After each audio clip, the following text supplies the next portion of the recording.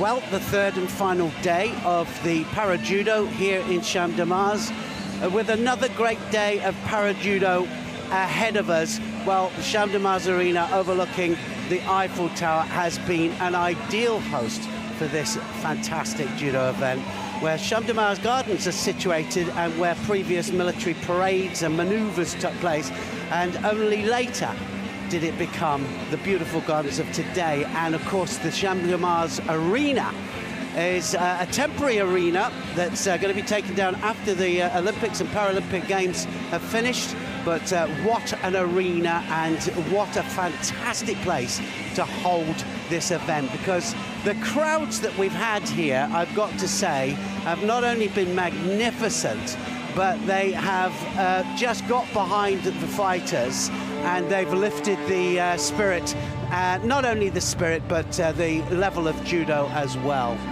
And well, you can see that everybody just having, they're in festive mood, and everybody having the best time of their lives.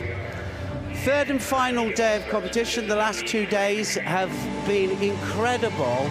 China just ahead in the medals, with 2 gold medals. Japan just behind, Brazil and then Kazakhstan just behind those. So still plenty of medals to be won. It can all change, and it certainly will.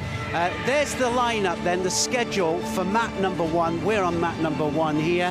The first of the repechage rounds is going to be fought first of all, Kazilishvili against Smagali of Kazakhstan, and they're going to be the first contest up.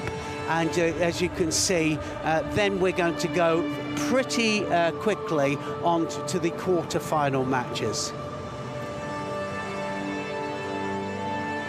Well, before every start, we have the coup de baton, but that will be ahead of us any second now. As I said, it's been a terrific turnout here. And I love the shape of this arena here in the Champ de Mars, because the seats bank all the way down onto the tatami, and it kind of gives it that extra little bit of atmosphere. Sometimes the seating can go away from the mat area and the audience could be a long way away, but not here in the Champ de Mars. There's the men's under 90 kilograms J2. As we can see here, some of the quarterfinalists already through, but we are going to do the repechage matches first of all. There's the J2 men's under 90 kilograms, so you can have a look, see. Like I say, just the odd one fight to fight in the round of 16 first before they get to the round of 8.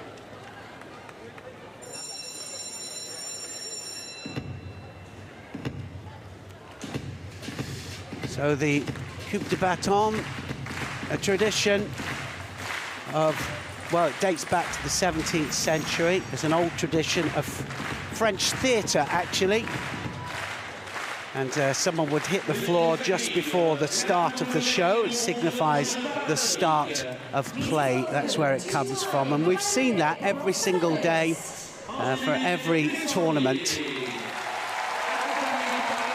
Somebody of significance, either an athlete or a dignitary, has started off the games. Somebody wields the brigadier, the stick, and they bang on the tatami 3 times.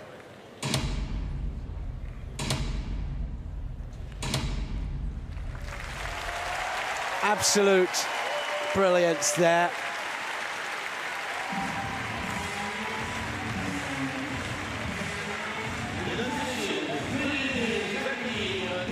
Artus was the one that opened that up, comedian and actor and director. So now we're ready to go. The referees come out and we're ready to start the action, and it is going to be all action, I can tell you. The men's under 90 kilograms, J2 here, Kizilashvili of Georgia is going to be up against Smaguli there, and Smaguli of Kazakhstan will be in blue. Kizilashvili will be in white.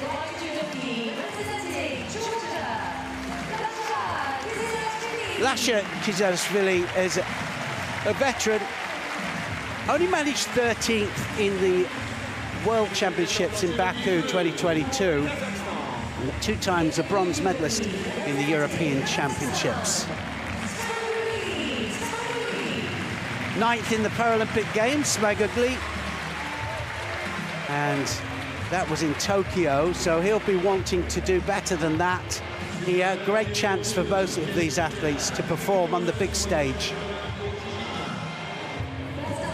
J1 and J2 are the categories. J1 is totally blind. This is a J2 match to open up, and then we're going to be following this with an under 90 kilogram J1, and I'll point out the differences as we go through the matches. All the rules are the same. They're still aiming for Ippon. They're aiming for a Wazari.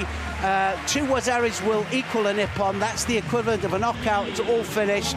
And Judo, you have to throw them onto their back. That will gain you an Ippon. If you throw them onto their side for 90 degrees, you'll get a Wazari.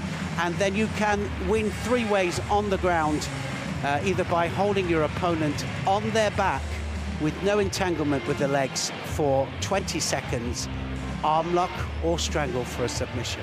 Now, these are J2, means they're partially sighted, or they have slight problem with their sight and they can't see 100%, and the differences are great, actually. They have to start gripped up, and their stance has to be equal stance, so they can't just put one foot in front of the other. The referee, look at them both absolutely rallying for the opening grip there, and they're going to attack immediately. He says hajime. Hajime means begin in judo, and away they go, and immediately they go into stance. They have to have 2 hands on at all times. They can readjust that grip as they go through the contest. And as they go towards the edge of the area, the referee will shout Jogai, and he will stay in the middle of the area most of the time. In order to get them back to the middle, he will go Jogai, Jogai, Jogai, louder and louder as they get nearer to the edge of the area. And it's to give them orientation as to where the edge is. So if they do go out like that, it's mate, back to the middle. Now you can see that the J2's able to orientate themselves back to the middle on their own. Well, it was obvious then that Smaguli went outside of the area too easily, and he gets a Shido for it. So we don't see many Shidos for going outside the area, especially in J1. They're a lot more lenient with the J1s. And with the Olympic athletes, if 2 feet outside, it's an immediate penalty. Well, we saw some great footwork yesterday, some great ashiwaza. Ashi meaning foot, waza meaning technique, and that there is a Tomonagi attempt there, and Tomonagi is a stomach throw, sacrifice throw, and he's going to go onto the arm here. Now, can he fall back onto it? Yes, he can. He needs to apply the pressure onto the elbow, straighten the arm out here, and Kizilashvili has a possibility to straighten it out, and he does. He straightens the arm out, gets the submission there. Kizilashvili goes through to the quarterfinals. Smaguli then of Kazakhstan is out, because you have to get through to the quarterfinals to stand any chance of going through to the next round.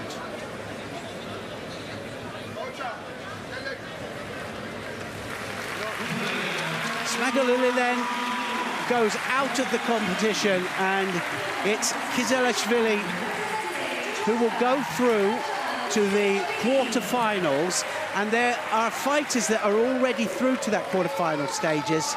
We're just mopping up, you could say, the round of 16 in all of the categories first. So that's why we'll be zapping from one to another.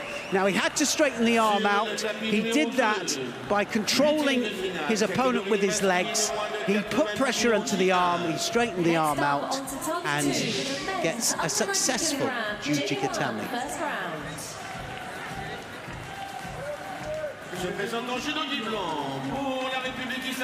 Well, there it is, Karamatov then against Corral, and then we saw that the quarterfinalists already sorted out. So now we're on to the plus 70 kilograms J1.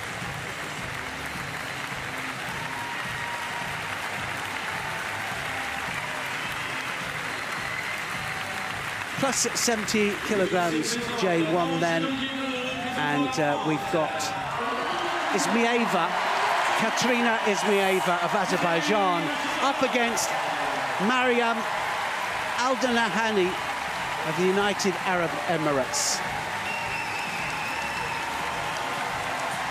And the big shout there was for first French contestant stepping out onto tatami 2. We won't bother with that. We'll, John Cullen, my fellow commentator who's on that number 2, will do that.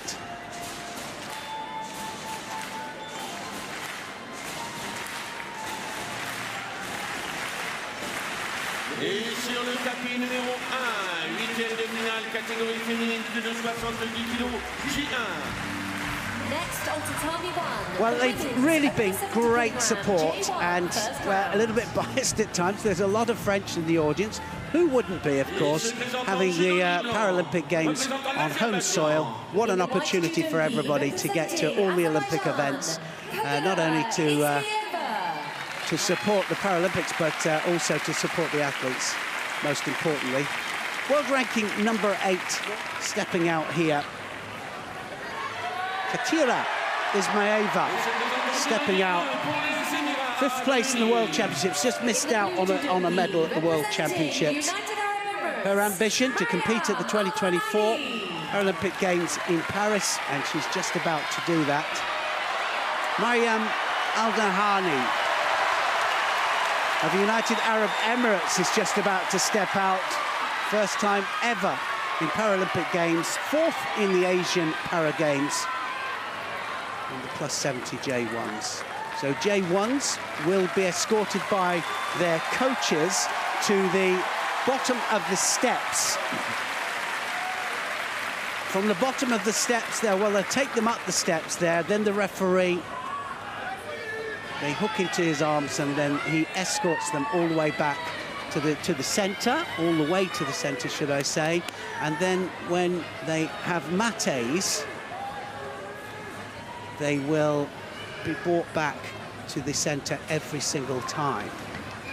The reason for that is, rather than just start the contest wherever they land, is that they need to orientate, need to know where they are. So they bow and they come together, they take a grip. It might be a left-handed grip, it might be a right-handed, but 2 hands have to be on. An immediate attack there, and well, she came off one of the sides there, and that Ippon Sianagi there by Aldanahani was not far off a score. It has to land at 90 degrees. It can come off either the right shoulder or the left shoulder, and that came off the left one.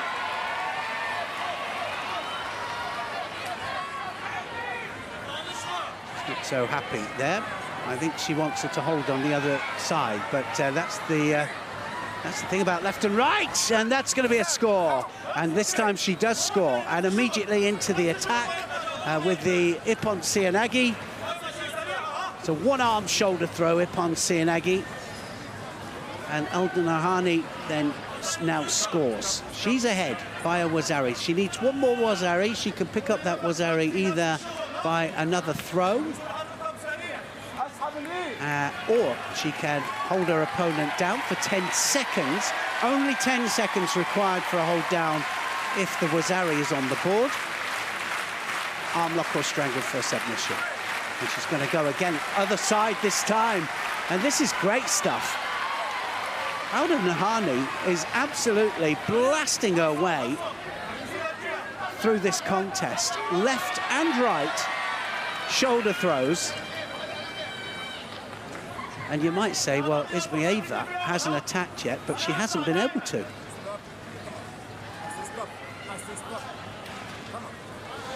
Well, they can get warned if they don't play the game and if they don't grip up with two hands. And it's Ismaeva who's wants a specific grip. She doesn't want Alda Nahani to gain the advantage, because the advantage comes from the kumakata, from the grip. And there it is, right, and she's taken her back. That's what she was looking for there, and she was waiting for it. And Alda Nahani there, well, she was attacking all the time, and Ismaeva was waiting for the counter. And that was against the run of play. And you might look at that and think, well, that wasn't the way it should have gone, but that is judo, I'm afraid. And Alda Nahani, being well ahead there in that contest, gets taken back for a full ippon. Tani Otoshi, and she takes Alda Nahani out of the competition. Has she? No, she hasn't. Well, yes, she has. I thought so. So she gets the ippon. Alda Nahani is now out of the competition, and after a fine performance, I have to say. Ismaeva through.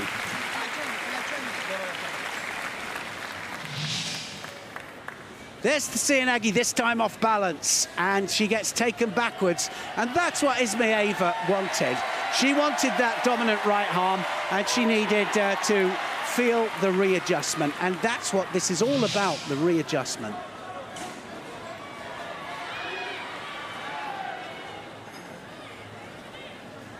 So to the quarterfinals, the men's plus 90 kilograms J1. So now every one of these athletes has two chances, two more fights at least, two chances to get to a medal. So if the quarterfinalist gets through to the semi-final, semi-finalist losing will automatically come down to fight for third place. The quarterfinalist winner will go through to the final to fight for gold or silver. The quarterfinalist loser will have to do one more repechage, final repechage match to qualify for a third place fight-off. And this is Williams Silva de Arajo coming out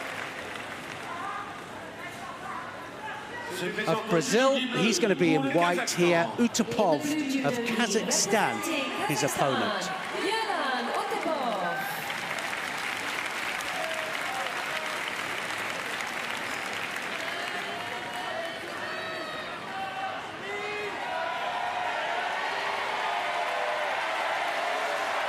"32 years of age, Silva de Arajo.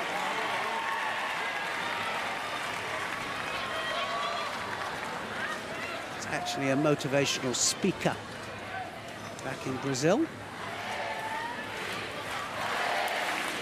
Also likes swimming and football. But said he adapted better to judo at elite level. Second in the Paralympic Games in Rio de Janeiro, 5th in London, and 9th in Tokyo. Was off the pace in Tokyo, so I want to put that right here.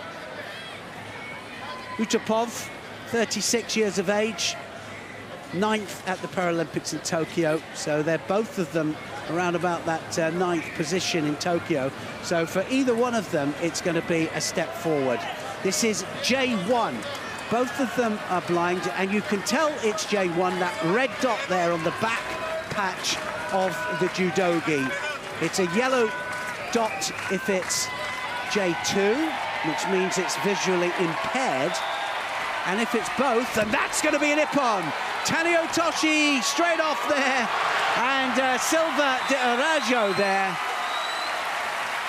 opens up with a massive Tanio Toshi there. Two big ippons, two opening contests.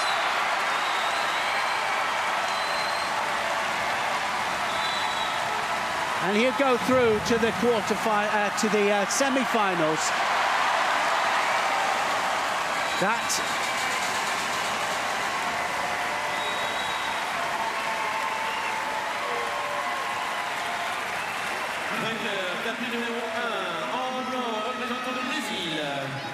The winner on tatami 1, representing Brazil, William Silva de Araújo.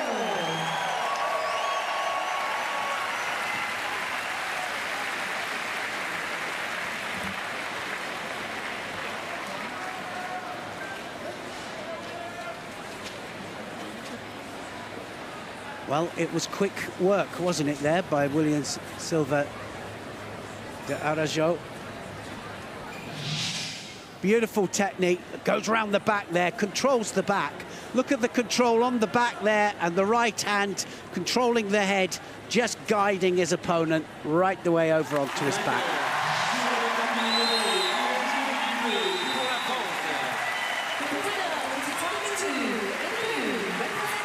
And there we can see it, Silva de Araújo is through to the semi-final. First semi-finalist then of this men's plus 90 kilograms J1.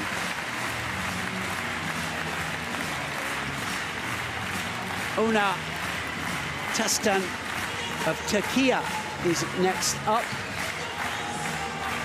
in this plus 90 kilograms J1 at second semi-final, second quarter-final, so to say.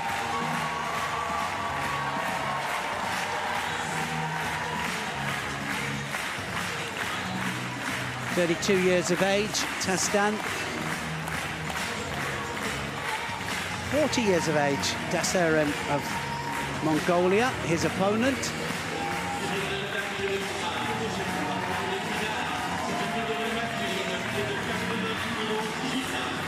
Well, the crowd now into the spirit. They've had a French win, so their spirits are well and truly up.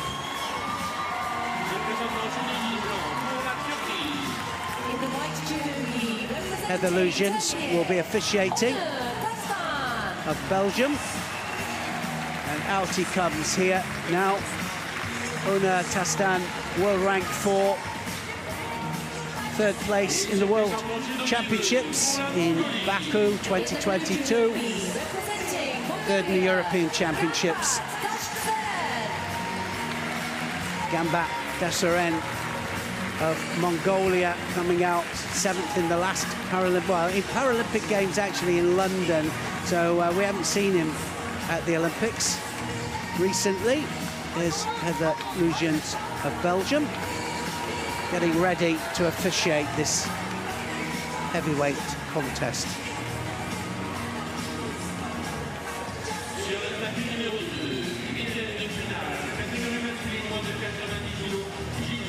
Tastan of Turkey will be in white. Dashtaren of Mongolia will be in blue.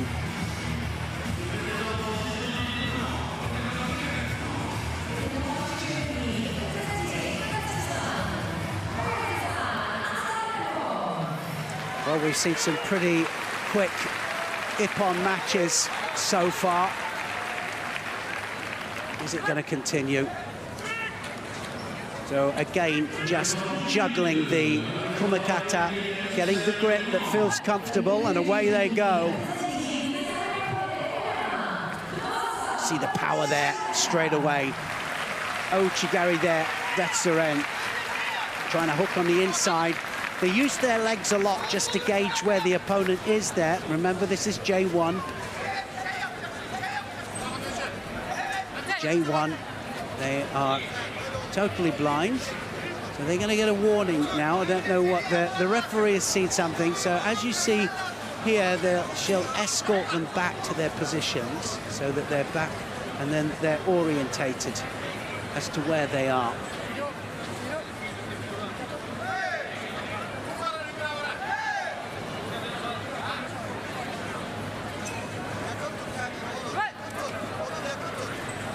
There's the first ashiwaza there, first touch of the leg, and now the technique goes in. Knows where his opponent is. Now there is possibility here in groundwork. If the jacket is underneath the neck sometimes, then it's possible for what we call a shimiwaza, which is a strangle, either a choke or a strangle. There is a difference, and the difference being a choke will go against the windpipe, cutting off the air supply, and a strangle actually goes against the blood supply at the side of the neck.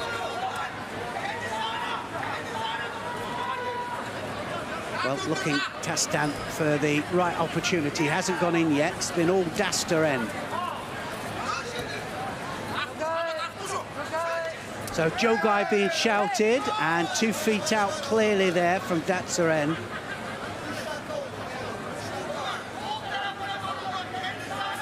They can still get penalised on the edge.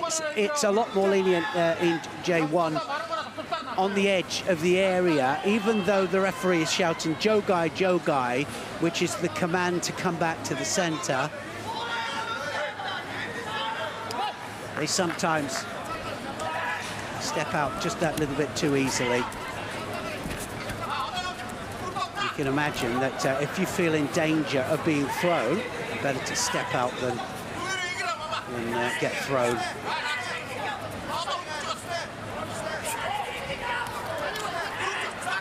He hasn't attacked yet, Destan. Now he has.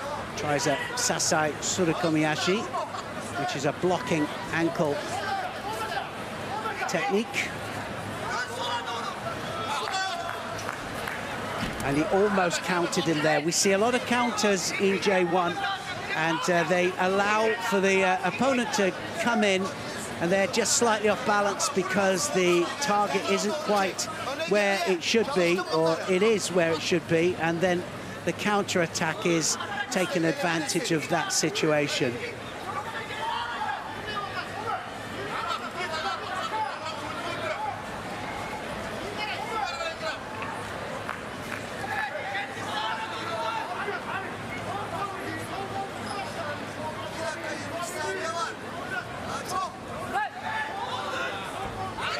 Well, I think that we're going to see a big leg coming across in a minute from Tastan. He's kind of setting him up for it.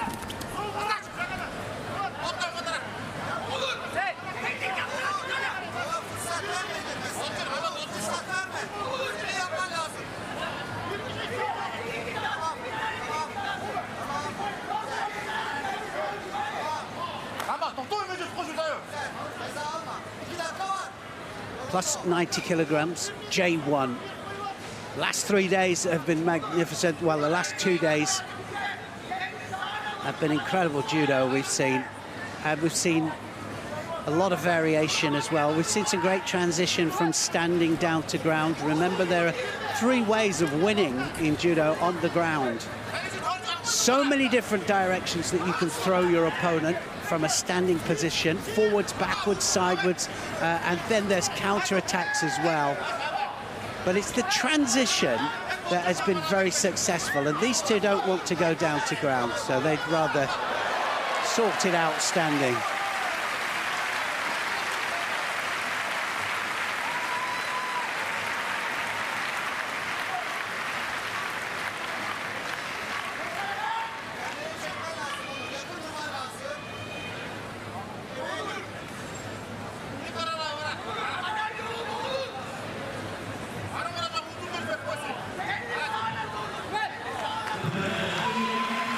Left to left, so that means left lapel, left sleeve.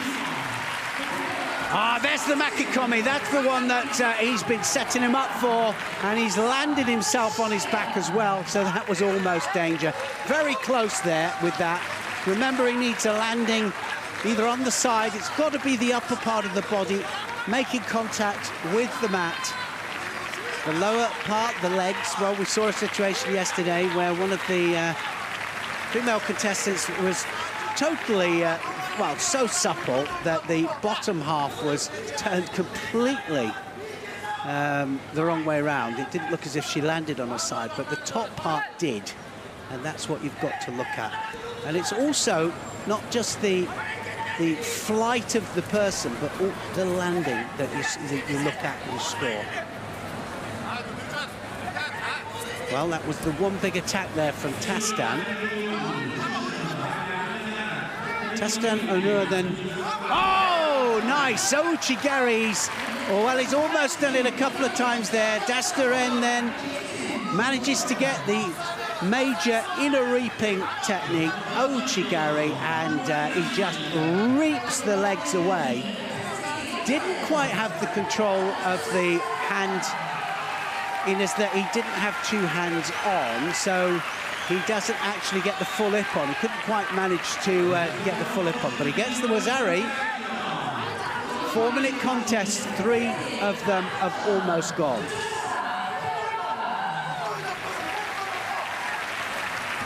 And he's got it again.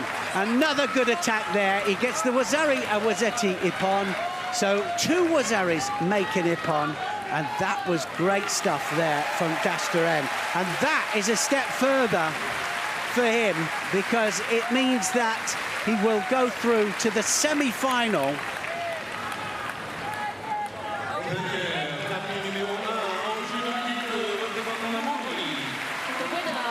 And it means that Onur Tastan has to go through to the repechage final match.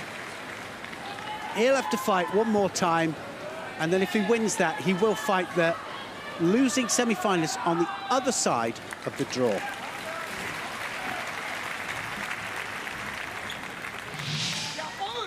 Watch it again. There's the Ouchigari. Major inner reaping throw there.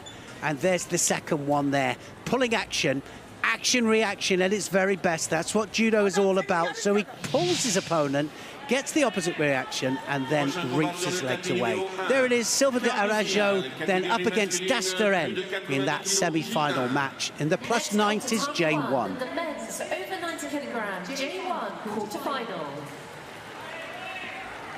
Se présentant judogi blanc pour la République de Moldavie.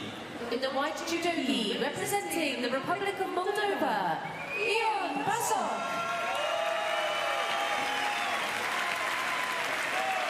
Ion Basok about to step out of Moldavia, and Daniel Schnitt of the Netherlands, his opponent. In the blue judogi, representing... So this is, again, a quarter-final match, sorry. It's quarter-finals time. And he is stepping out here in the +90s J1. Katharina Marzok of Germany, the referee. She will escort them into the middle. Big hello to anybody who's just joined us here at the Champ de Mars Arena for Parajudo. Parajudo is about visually impaired. These are, well, they're 2 categories, J1, which is totally blind. This is a J1 contest, this Ion Basok of Moldavia. He is in white here up against Daniel Schnitt of the Netherlands in blue. You know that they're totally blind, these athletes, because of the red dot on the back patch. And away they go. That hajime there puts them into stance, sets them off.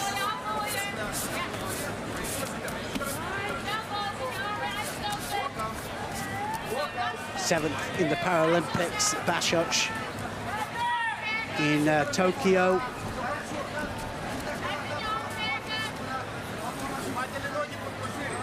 Seventh in the World Championships for net of Netherlands. So quite a few glass ceilings going to be broken in this Paralympic Games, because it means that we're going to see performances and people doing better than they've done before. That's going to be a score. And Telio Toshi takes Net back onto his side there. Basok on top now. Can he turn it into the hold down? Not quite. Didn't have the upper part of the body under control before he tried to turn on top. So he loses control, and it's mate. But he'll get a score. Basok from the Republic of Moldova.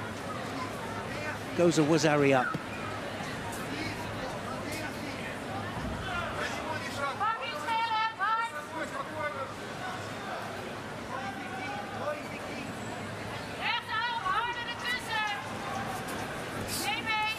Actually started judo, para-judo 2018 as such.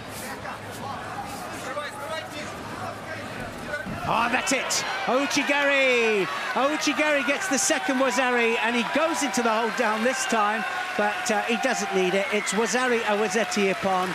The referee taps the shoulders there to indicate that you are the winner. It's all over. Daniel Net will have a second chance. He'll come back out for a final repechage fight. So he's still got another chance. This is a quarter-final match. You have to get to the quarter-final stages to have any chance of a medal. So if you lose in the top 16 or the round of 16, then you are out of the competition. But these have a second chance. Basoc has got more than that because he is through to the semi-final.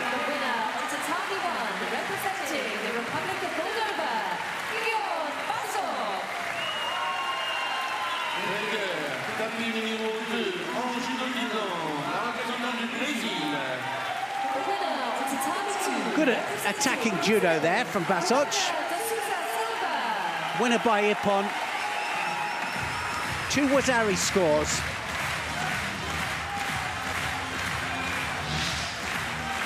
There's the Ouchigari that finishes it off. Already had a Wazari on the board. 2 driving Ouchigaris, and in the end, well, that's all he needed. 2 Wazaris to get the Ippon.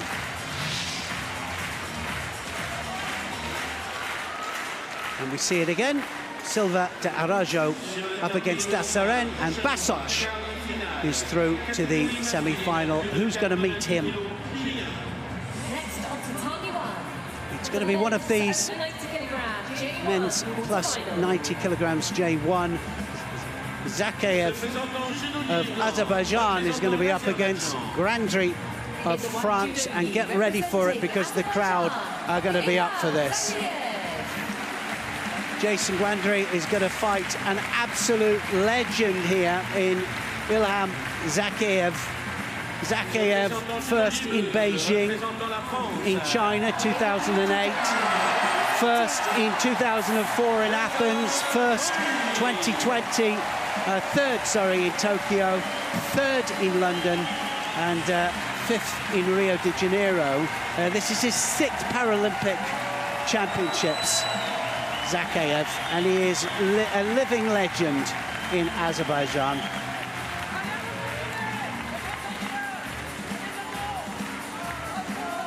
Jason Gwandry of France, 3rd in the World Championships in Baku, so he's got good form. And for Zakhaev, he'll want to come out here and he will want to finish his, well, who knows, he might come back for the next one, but he'll want to finish his career with a medal. He didn't get a medal at the last ones. Zakhaev in white, Grandry of France in blue.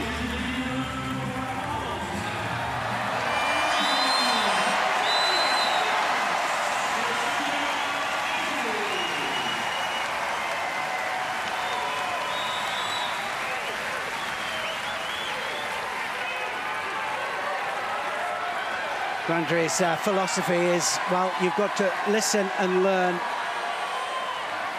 And look at that, Makikomi straight into the attack. He's out here to fight. And Zakhaev will have to be just a little bit cautious that he doesn't let Gwandry build up the attacks.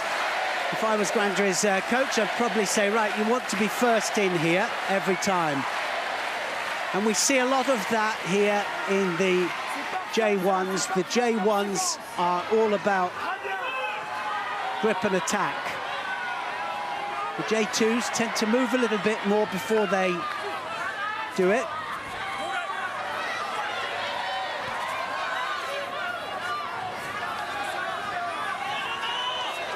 Zakhaev, 44 years of age. Arm around the back. That's never a good thing. Just decides to walk out there, Grandry. Didn't like that. Doesn't like the arm coming around the back, and that'll be the danger from Zakhaev.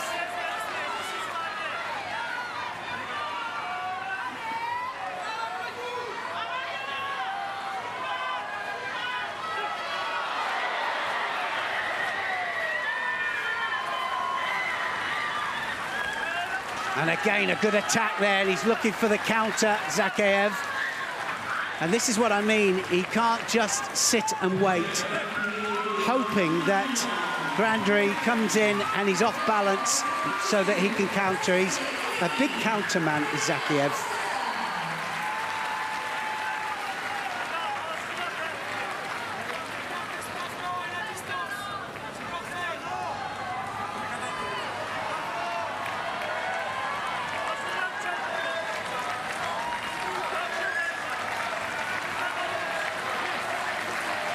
Well, two hands on normally means an attack. Olympic Judo, they snap the grips off. They're not allowed to do that in Para-Judo.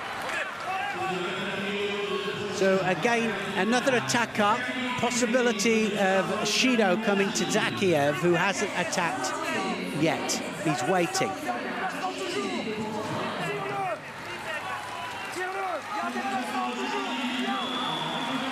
Shido comes, there's the Shido, so 3 Shido penalties. That's the little yellow flag there that you can see on your board. 3 of those and it's all over. So 1 up to Zakhaev, and like I say, it's got to be Grandry's tactics here to try and be first in, don't give him an opportunity to counter-attack.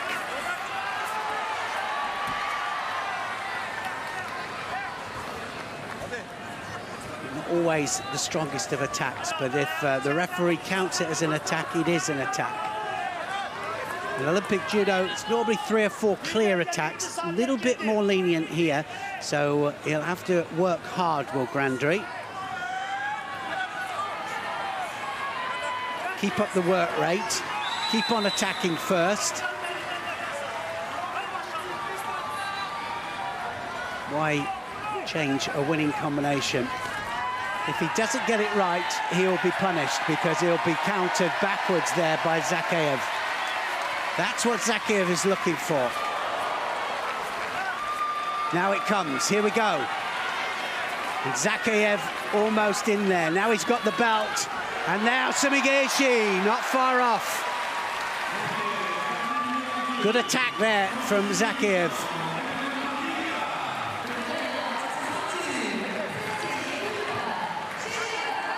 Grandry and his coaches will all have been doing their homework. Not too difficult to get past coverage of this man, Zakhaev, who's been to 5 Paralympics before this one. This is his 6th Paralympic Games.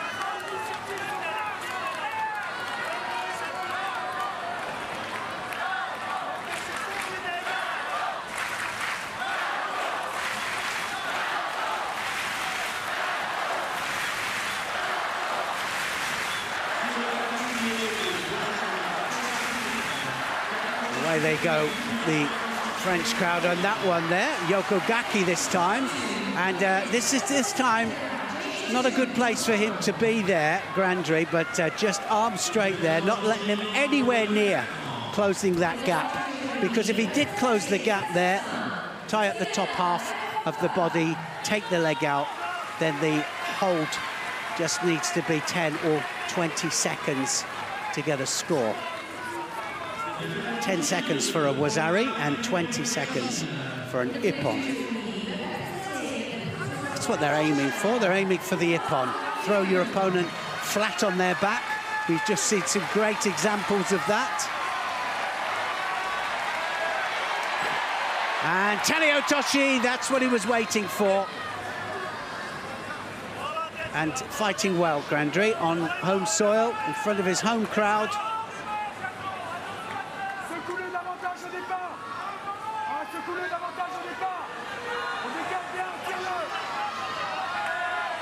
second Shido. I didn't think he deserved that. I thought he'd actually attacked just prior to that, but there we go.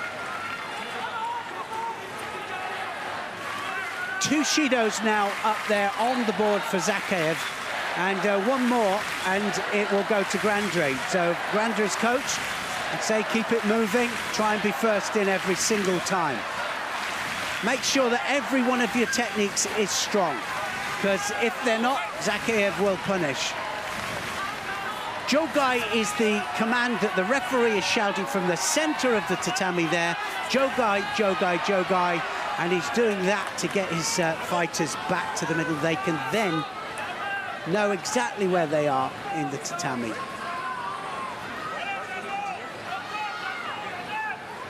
Well, went against the knee there with that Makikomi. And that's what Ilham Zakhaev is saying.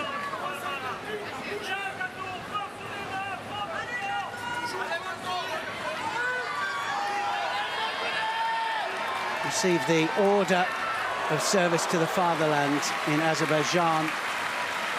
Zakhaev for his contribution to judo and contribution to sport.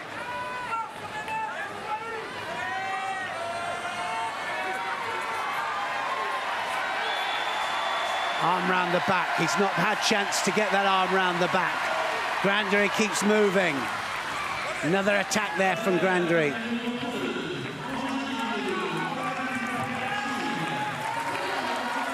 Well, this is really a step up. He was 3rd place in the World Championships in Baku, Grandry. You can see why.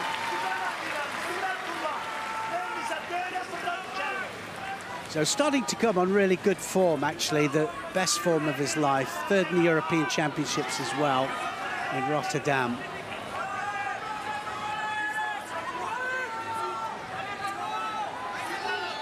So a little bit of tactics coming out here from Zakhaev.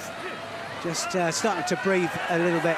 And this is where Grandry needs to get on his bike, keep it moving if he's to avoid anything. And that might be it. We might have a situation here where it's the 3rd Shido.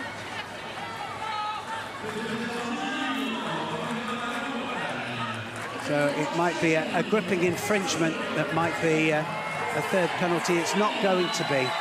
So they're going to let it go. Last chance for Zakhaev, because he almost got the 3rd penalty there.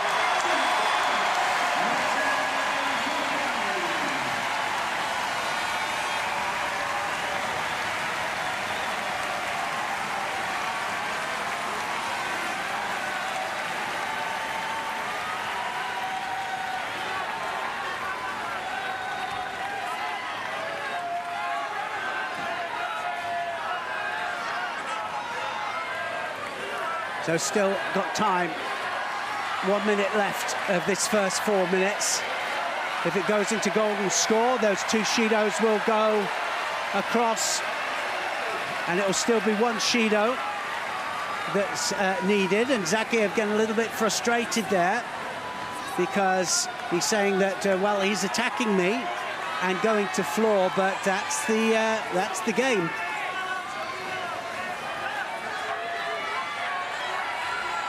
Third Shido he's going to get. It's all over for Zakhaev. An absolute legend goes out. Well, he won't have a chance. He will not have a chance for gold, that's for sure. And the French, well, they like it, of course they do. Grandry goes through to the semi-finals. And now Zakhaev will have to go through to fight for 3rd place. He'll have to fight a final repechage match.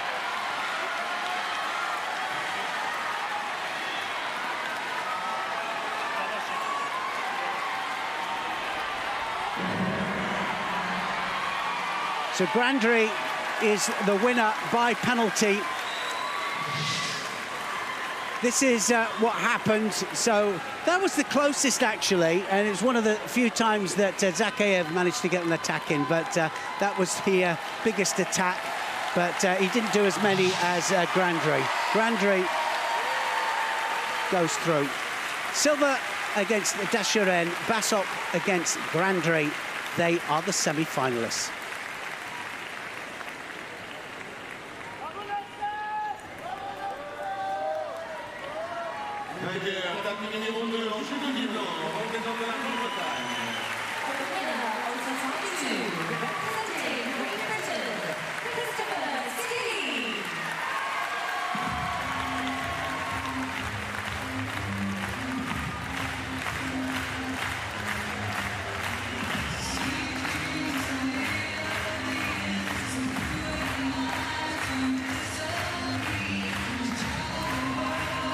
Well, now into the spirit of things. The flags are flying. We've got quarterfinals of the minus 90 kilograms next. J2 under 90 kilograms and more French interest. That's Mania of France.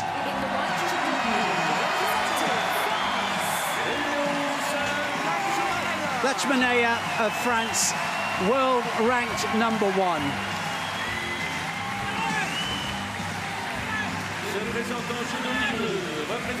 Lachmanea will be up against Kilashvili of Georgia.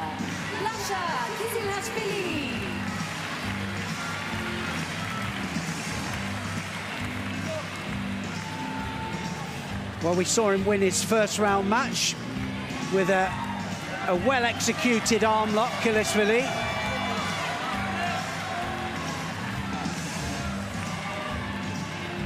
But he's got his work here cut out against Lachmanea of France.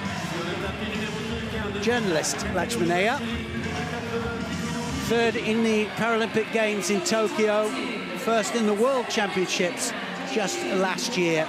That's why he is the world #1 ranked. Ziliashvili in blue and Lachmanea is in white.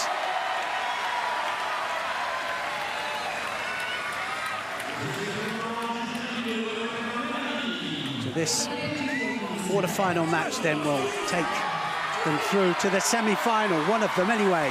And directly they went outside the area, but lets them come back in, the referee. It was all moving. It's J2, and you see the yellow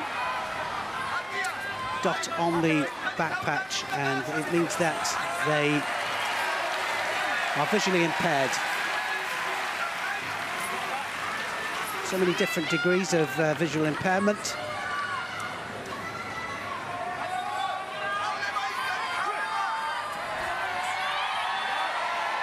Left-handed fighter. Lachmanea looking for the space for the Sianagi, he wasn't far off. Very low there with that shoulder throw, and tries the Newaza as well, tries to control the upper part of the body. The leg was trapped, so no count for any hold down.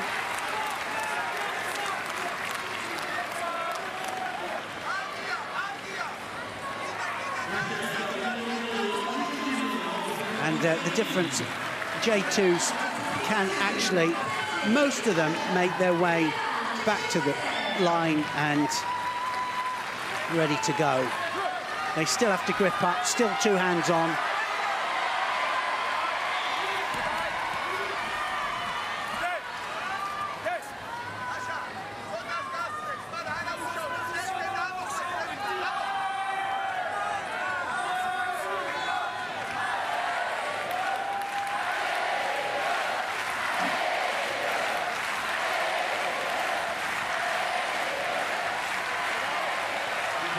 Well, he's still Still hasn't attacked, has he? Kizilashvili hasn't been able to. Same situation that we just saw with the +90s there. Somebody that busy and good attacks as well. Good Tominagi.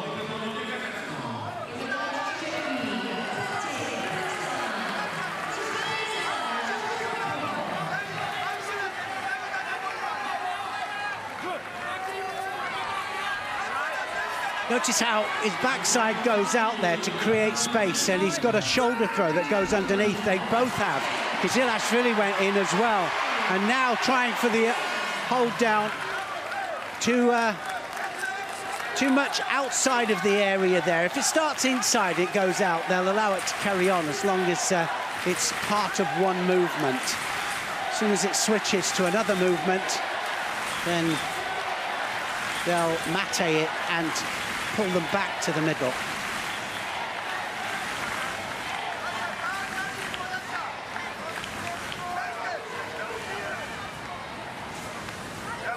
Well, we know both trying to throw. One of them's going to connect in a minute, and I think Lashmaneya is going to go underneath. He's going to connect it to the inside of his partner's legs, and that's where he's trying to get to it. And he's got to be a little bit cautious of that. That's going across the face there. The referee keeping an eye out there to make sure that it is. So if it goes underneath the neck, that's different, because then it becomes a strangle.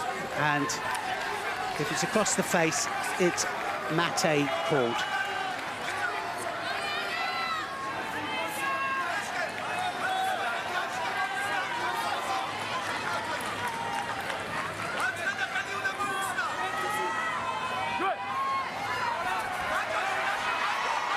Readjustment of the techniques. Sometimes they'll come in, it won't be quite there, then they'll readjust the hips and the body, and then it is there.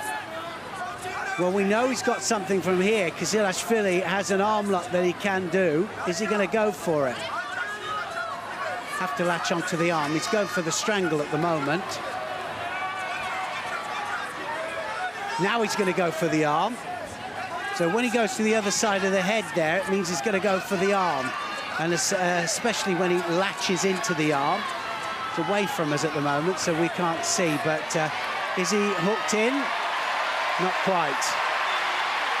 And now it's Lashmaneya and his turn. Is he going to turn the old side komi? He might just get it. Ah, he just manages to turn out there. Kizilashvili. Great bit of groundwork there, and we saw from one to the other athletes, both of them trying desperately to control the other.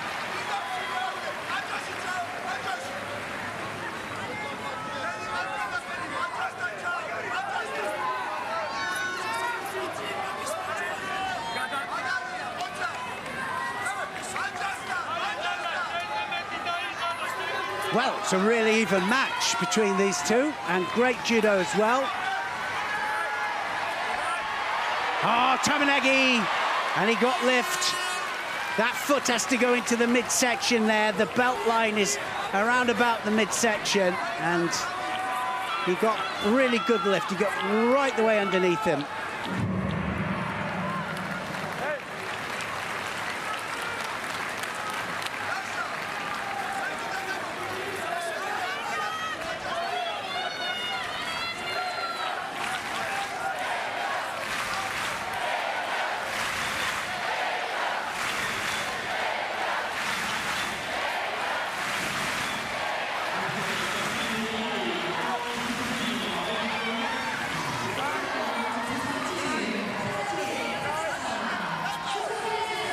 Well, the one that goes in first, good Ashiwaza there, Kizilashvili. Near the edge, Jogai being called, and just too far outside the area. And now back to the middle.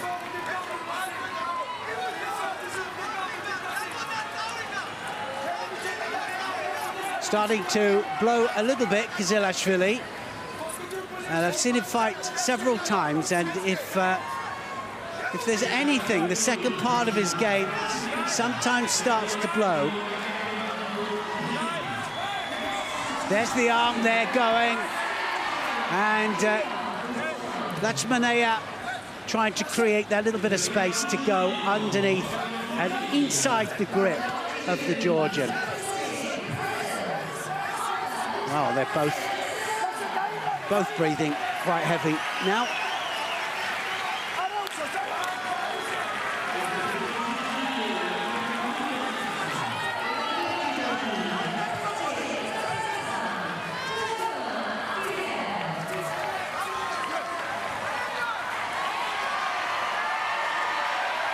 Is he going to go for the Sianagi? Yes, he is. So close again, didn't quite have the turn.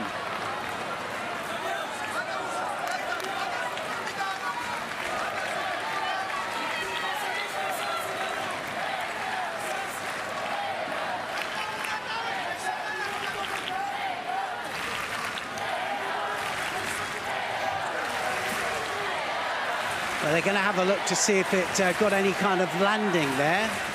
And unfortunately, we don't get to see what the video panel are looking at for the video referee. We don't get to see it. And it's a bit unfortunate because I could talk you through it, but they are looking for a side landing. Sometimes it'll land on the side, goes quickly to the front, and to the naked eye, in that split second, you think, no, it didn't score.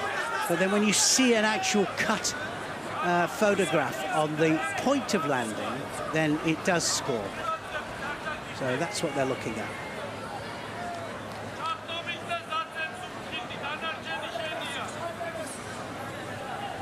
The referee in constant communication with that panel, and they've scored the Wazari. So they've scored the Wazari there. Lakshmanaya has scored, and with 14 seconds left on the clock. Yeah, well, that's Kizilashvili saying, have a look at the television screen and have a look at the playback. He knows there's only 14 seconds left to go. They've already looked at it. That's why they stopped it. So he's going to complain about that for sure. And then when we do see the replay, I'll try and talk us through it. Now, look at this, coming forwards here. He knows that he's only got seconds. 8 seconds left.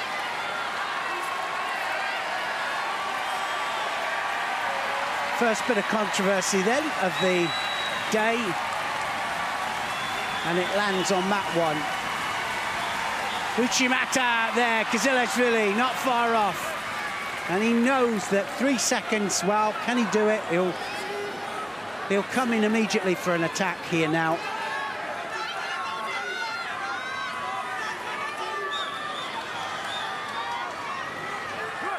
And there it is. That's his only chance, doesn't get it. And Kizilashvili will be so angry about that, but I tell you, he won't be.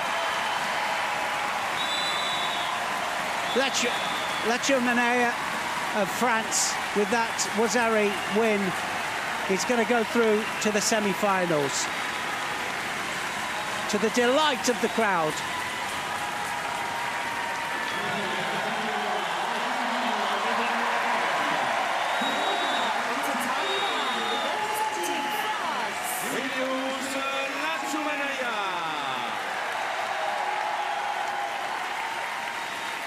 Still get chance to fight in the repechage, Kizilashvili, but he will not be happy about that. He'll want to know how that landed. This is it. There's the Sianagi.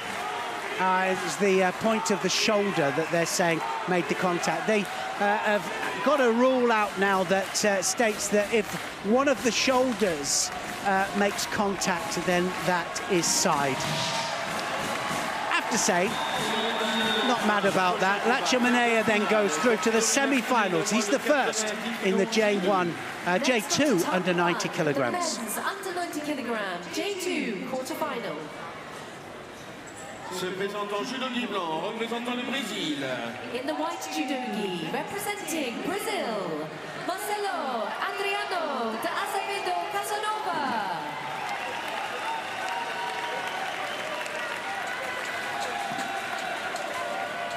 Souza Silva.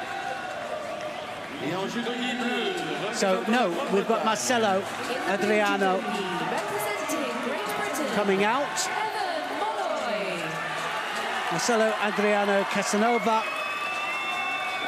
who will be wearing blue, and he's up against Evan Molloy of Great Britain.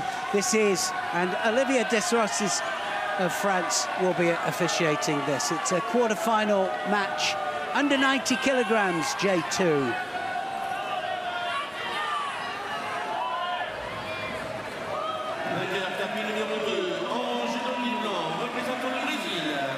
Azevedo Casanova, 5th in the World Championships. He'll want to go one better than that.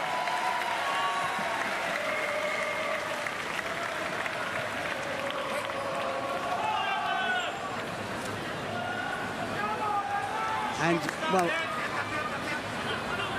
Evan Molloy, he'll be wanting to go better than 9th in the World Championships, but here's his big chance of Great Britain.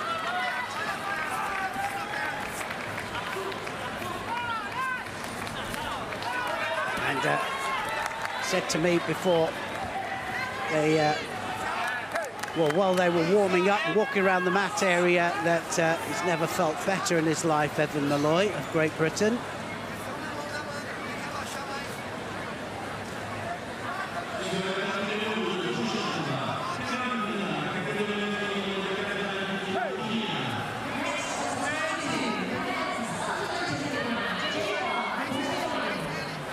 Well, J2 and both of them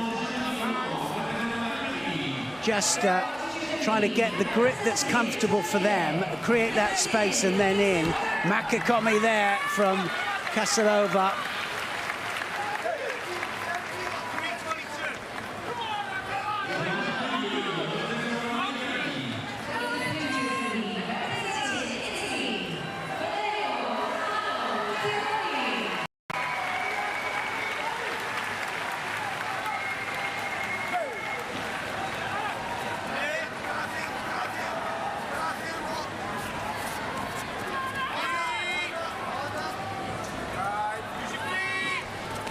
Now needs to get an attack in. Oh, well, they both came in at the same time there. Both attacking strongly as well. Ian Johns, the coach for Great Britain, done a great job with this Paralympic team. Gira o cotovelo e aí você vai conseguir entrar. Mantenha o controle.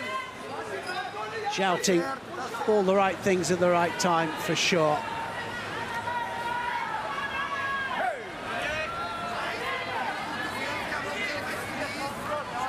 Giovanni Cruz, the Brazilian coach.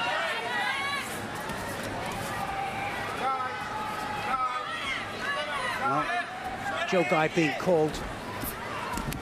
And avoiding that very, very well. That Makakomi there from Azevedo Casanova is strong, but Evan Molloy doing well to avoid it.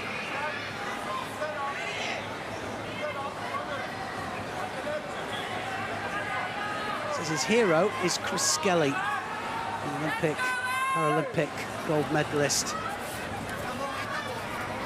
from the last Paralympic Games, and in the semi-final here as well in the higher weight category.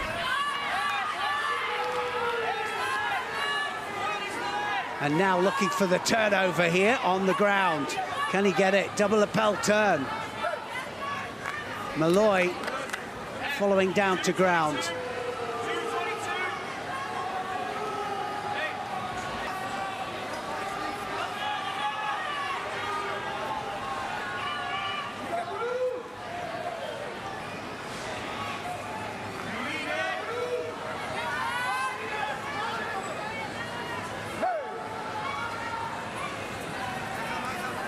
And he goes off the sleeve as well, does Malloy.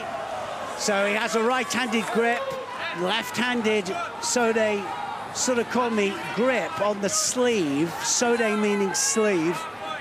Surikomi means lift pull, but often what they'll do is they'll do drop shoulder throws off the sleeve as well, which is what Malloy does.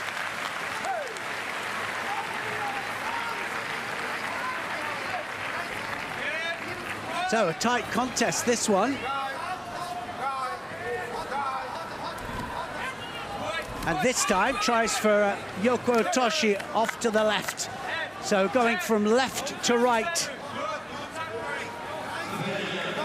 Evan Malloy, and that's what he's going to win this contest, I think.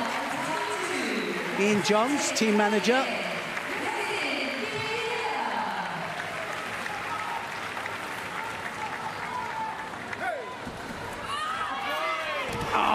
Not far off. It wasn't a landing. It didn't get the side landing there. The referee was right there, and that there is just going across the face. Of course, the coaches jump up, say yes, go on, that's a score. They want it to be a score. Well, he gets the score. He gets the Wazzari for it. Well.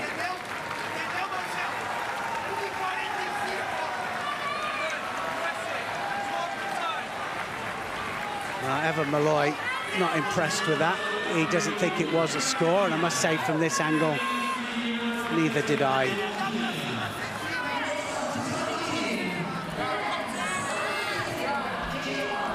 Tominagi, not far off. Getting closer and closer. It's not over yet. 1 minute 35 still to go.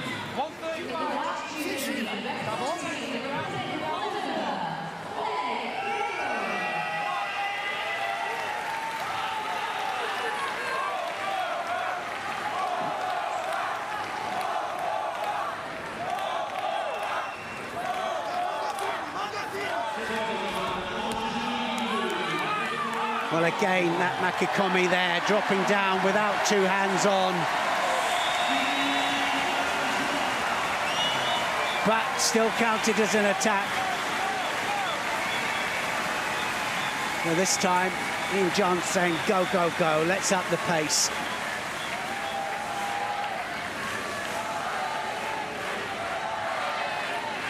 And he'll have to just increase the pace, and the attack will have to go in first, because that's where he's falling behind here, Evan Malloy. Good attack. That was an excellent attack.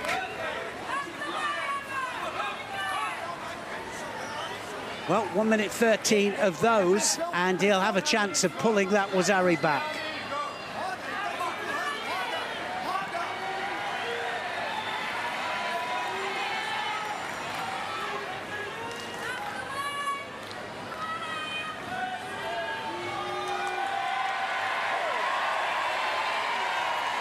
Is he going to go in again? Tries the Tanio Toshi.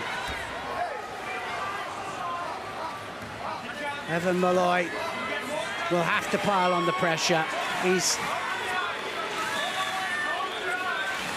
actually a student at the University of Wolverhampton, where they've got the National Training Centre. That's where he trains.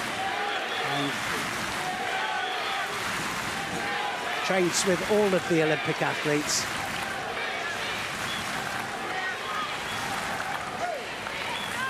So he's still going to go in now, and he's definitely gone into defensive mode, has Azveda Casanova.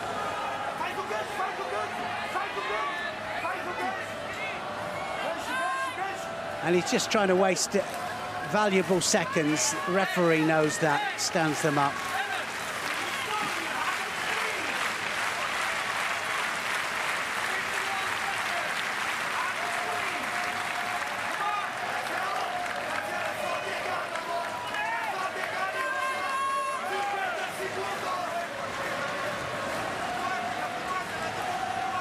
Not over yet, 51 seconds. J2 under 90 kilograms quarter-final match. Oh yes, now then, that wasn't far off. So the Tanio Toshi there, taking his opponent onto almost his side. It looked not far off getting a landing, that.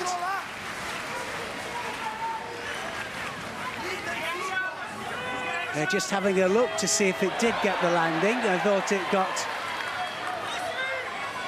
almost the same kind of landing as his opponent, but away they go again. 35 seconds left.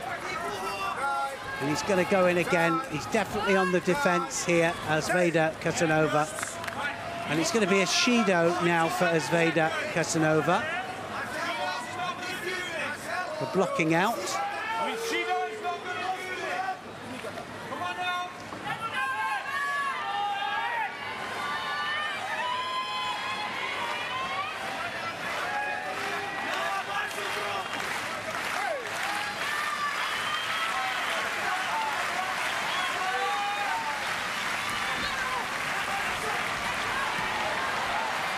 And again, just trying to burn valuable seconds. That's what his coach was shouting for him to do there. Azveda Casanova just trying to stay on top now as the seconds tick away here. And it looks like the opportunity to go through to the semi-finals is gone. Evan Malloy will lose that match. He will have to have a repechage match to see if he fights for a medal.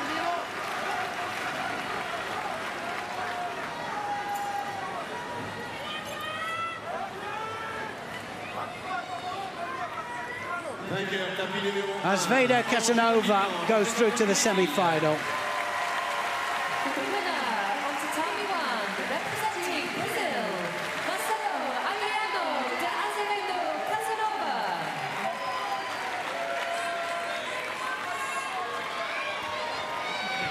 Azveda Casanova, Wazari win.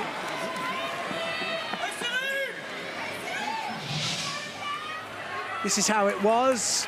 Just about lands onto that shoulder, doesn't he, there? Just about enough for a score. Gets the Wazari, and that Wazari takes him through to the semi-final.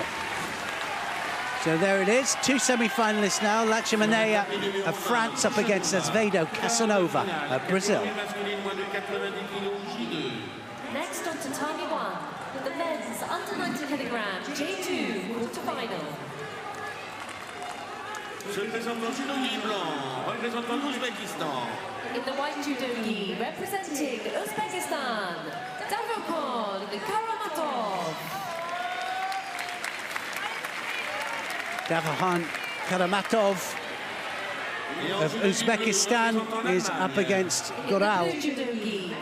Daniel Raphael Goral of Germany.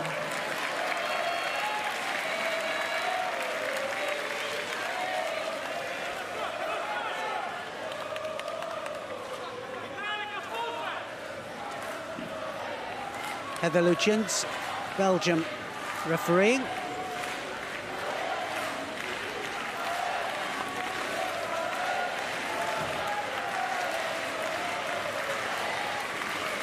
Karamatov is going to be in blue, in white, sorry. Second in the Paralympic Games, but in the under 81 kilograms in Tokyo. This time fighting at under 90 kilograms. We've had to, well, they amalgamated some of the weight categories, so there are 4 weight categories. 8 weight categories in all. But some are amalgamated, 4 J1, 4 in J2.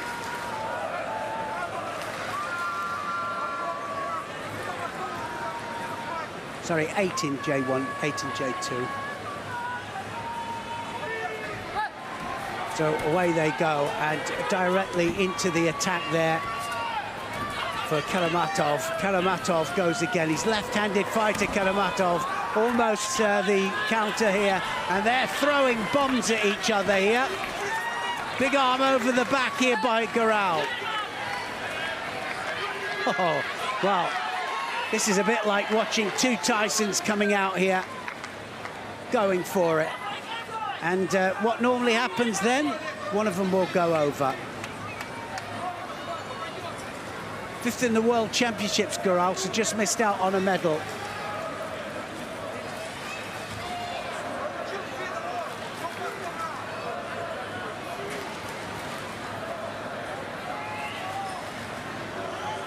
His judo club, La Gueule of Marburg. So there's the first warning we've seen, actually, where they're not gripping up properly here. Remember, this is a J2, and you can see they both want their favoured grip, and they're not having it because they're starting with that grip, so it means they're going to go in immediately for the attack.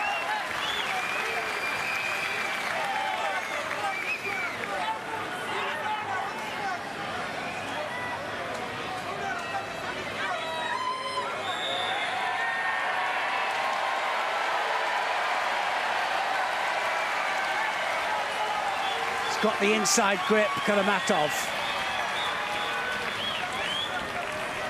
And he hasn't got the sleeve anymore.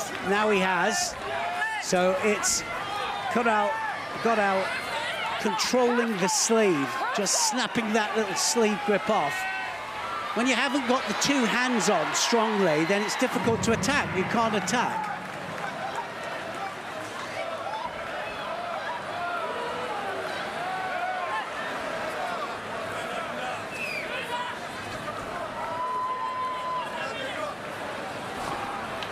That arm around the back there.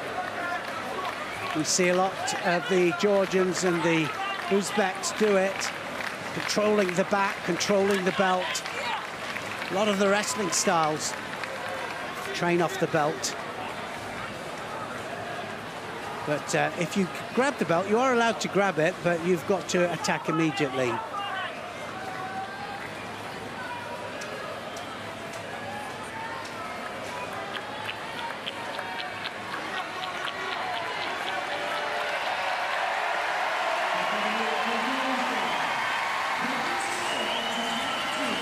Karamatov also got 5th in the Asian Para Games.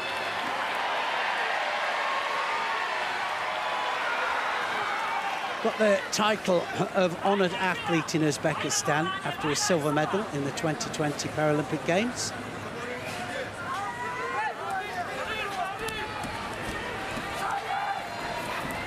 Oh, that's nice stuff there, isn't it? Gural come out to fight here.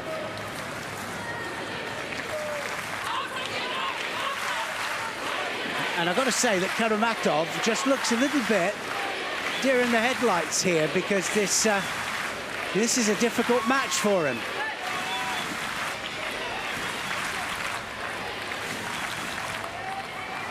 Very right-handed is Gural, and he's hitting the front leg and then changing direction. He's got a counter-attack as well. That one-handed or lopsided stance that he has is making it really awkward for Karamatov.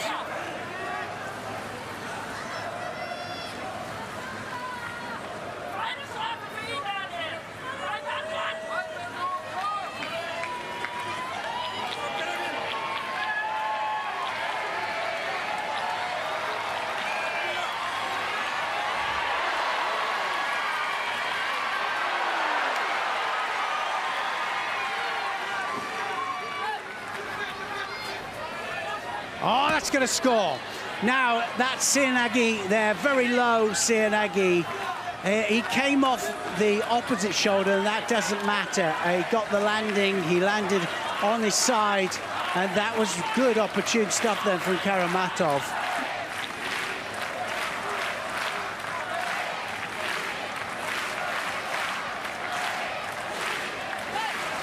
That puts him a Wazari ahead, still plenty of time, that's going to do the same.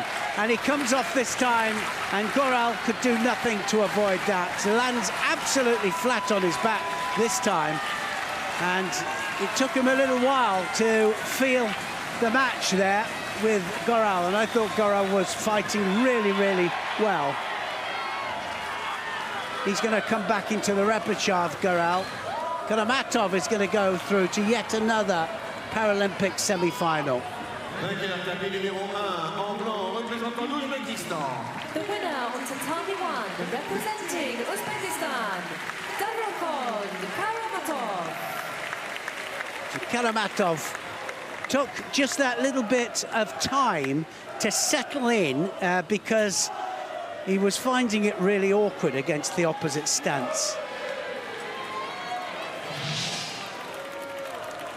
Watch him drop underneath. Came off the first time, off the left shoulder. Second time, exactly the same. This time, just a little bit more onto his back. Two good scores from Karamatov. And there we have it, Karamatov on the bottom half there, first semi-finalist on the bottom half.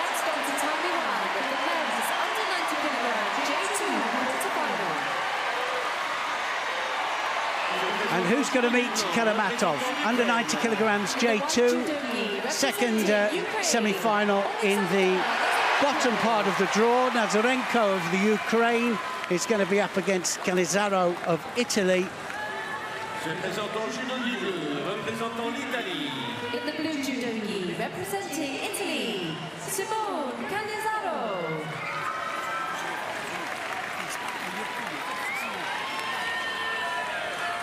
Cannizzaro of Italy is from,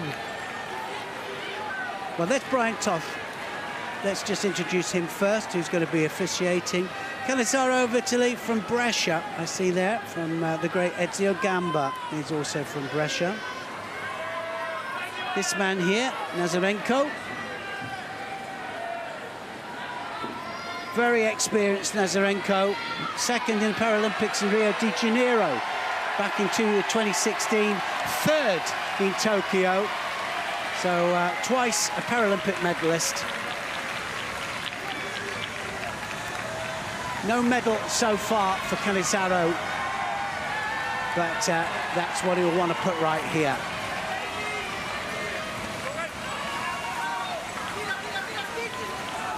Tries to open the account with a Yoko Tomonagi.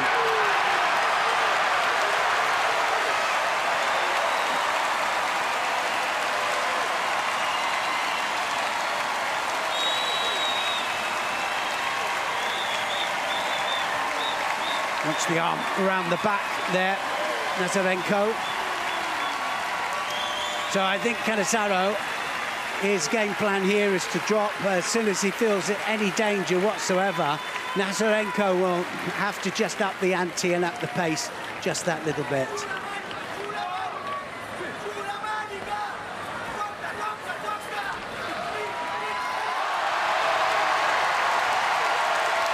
They're not strong attacks here from Cannizzaro. Just about getting away with an attack with it, but there's the Ashiwaza! And he scores, beautiful Ashiwaza there. And he drives over the ankle there to get a score. He gets the Wazari, has to take that leg out now. Tie up the top half, get that leg out. If he gets the leg out, then it'll just be 10 seconds to hold. Can he get the leg out? Needs to bring the other leg up to try and get leverage on the bottom leg. Great Kashiwazaki sensei is the one that devised that, but he doesn't know it. Gets the strangle instead. So he was all the time looking for the shimiwaza there. We couldn't see it. He had his back to us here. He gets the strangle. He was looking for that. In the end, the referee, who was right over the top of them, delivers the ippon. So Nazarenko was looking to get the leg out, but then went onto the neck, applied pressure. I'm not sure if it was actually with the jacket or without it, but Nazarenko is in the semi-final.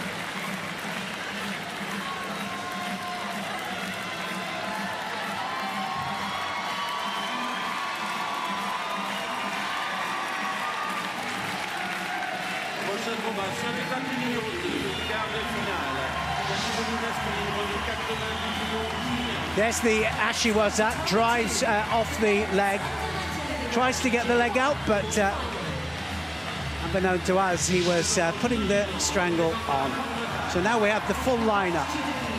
Lachmeyer against Alzvedo Cassano of Brazil, and Karamatov against Nazarenko in the second semi-final. In the under-90s, J2.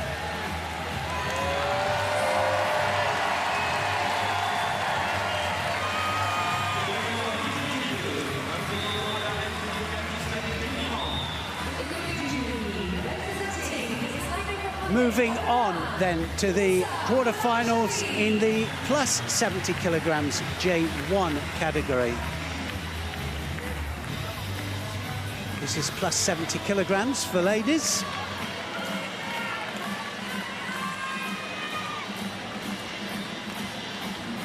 Wow, so the crowd being treated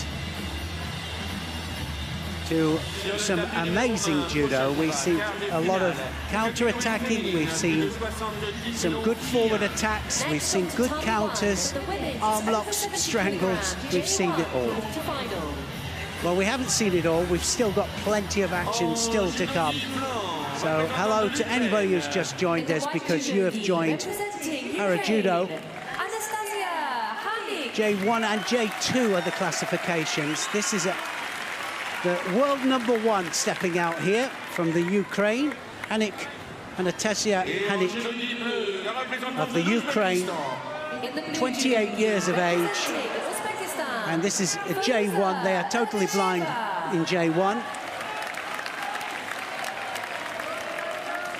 And her opponent Firoza Agashieva of Uzbekistan.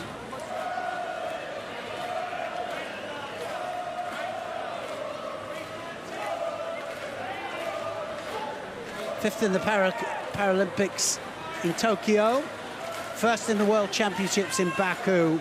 That's why she's got the #1 world ranking. Agasheva, fifth in the World Championships and second in the Asian Para Games.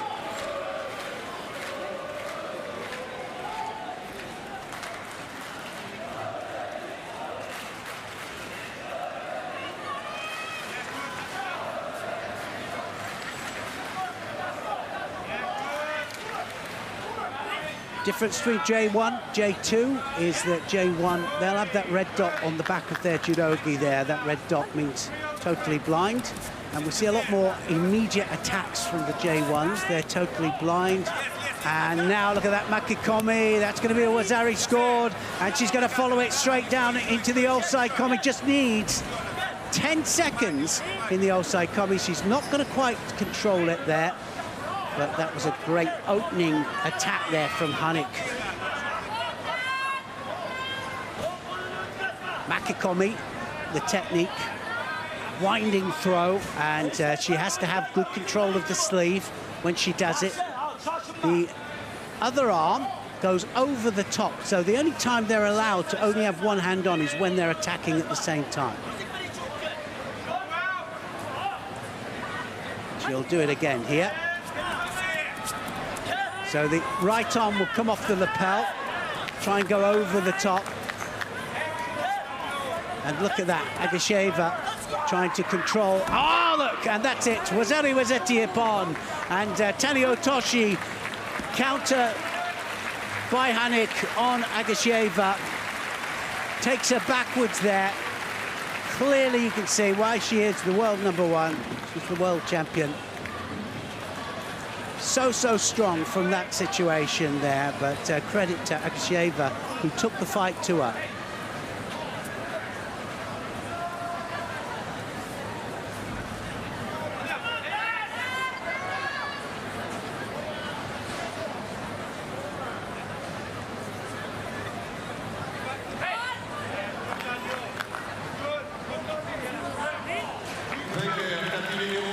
Anastasia Hanik is the winner by Ippon over Agasheva of Uzbekistan.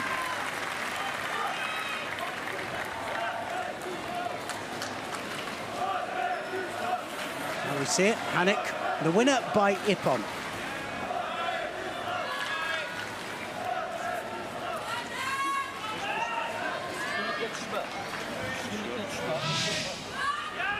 Oh, Sodagari. Makakomi then turns into Soda Makakomi. And then the second one, Tanio Otoshi takes her opponent backwards there with that counter-attack.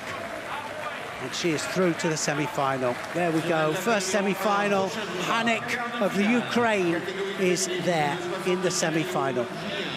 Next on tatami 1, the women's over 70 kilogram J1 quarterfinal. Se présentant au judo libre pour les États-Unis d'Amérique. In the white judo gi, representing the United States of America, Cristela Garcia of the United States of America is next quarterfinal in this plus 70 kilograms J1. In the blue judo gi, representing Indonesia, Roma Siska. She will be up against Siska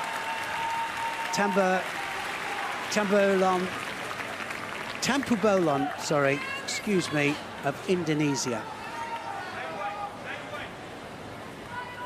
Tampubolon of Indonesia. First place in the Asian Para Games in Honggu, China. So she's coming out here wanting to step it up and do the same in this Paralympics.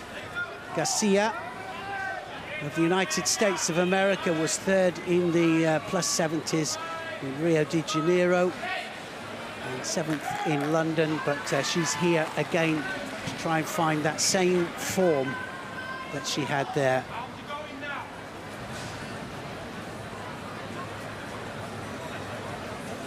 Her education is in psychology, so she'll know a little bit about how to play the tactical side of judo. A lot of people think just about throwing and about holding your opponent down, but it's not. It all stems through the gripping as well and the psychology. When you get hold of your partner and you have a superior grip, they can feel it. Now changing the stance here from Garcia. Garcia in white here. Tampubolon is in blue.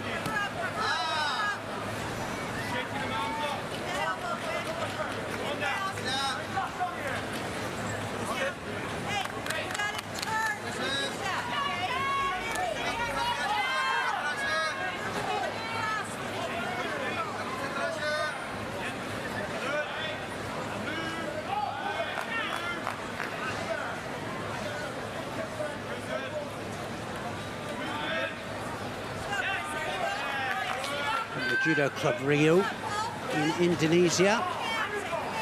Tampubolon.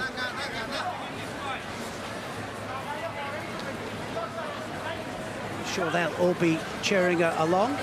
Now, from home, Makakomi, not quite. Well, you can see why it's called a winding throw. You need to wind and you need to rotate, but you also need control of the arm as well.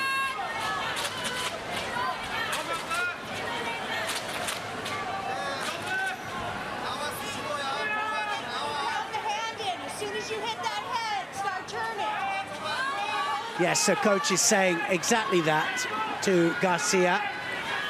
Let's get the turn. You've got to turn, you've got to rotate.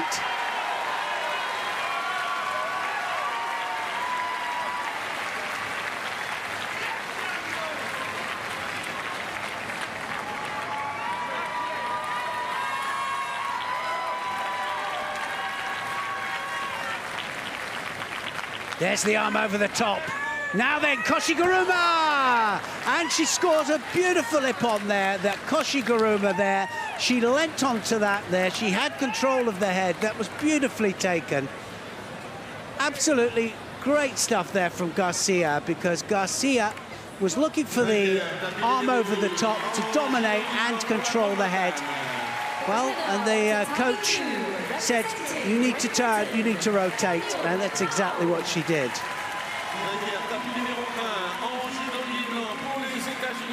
Plus 70 kilograms, then Garcia, the winner by Ippon. Representing the United States of America, Cristela Garcia.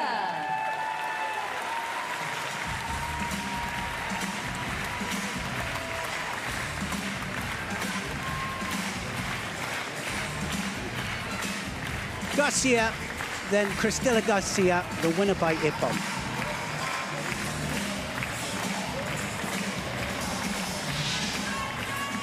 Arm goes around the neck there, but look at the drive there, and actually it turns into Uchimata, doesn't it? The leg goes up the middle and right the way over there, flat on her back for a massive Ippon. Next on tatami 2, the winners. So there's the semi-finalists, Hanik of the Ukraine and Garcia of the United States of America. With the white judo gi, representing Brazil, Rebecca de Souza Silva.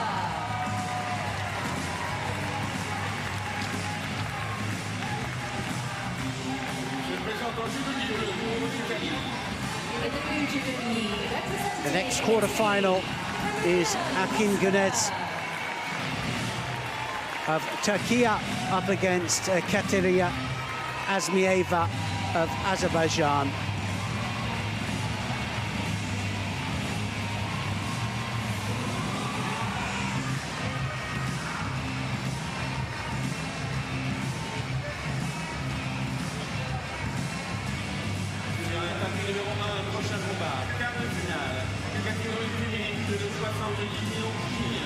Next on tatami 1, with the women's over 70 kilogram J1 quarterfinal. Plus 70 kilograms. Quarter-final match. Nazan Akin, Turkey in white, with a smile on her face. That's nice to see. In the blue judo gi, representing Azerbaijan, Katerina Azmieva has already been out into the middle of the tatami. That makes a difference. It can do. She had to fight her way through to this quarter-final stage, and a nice Ippon. She scored 2.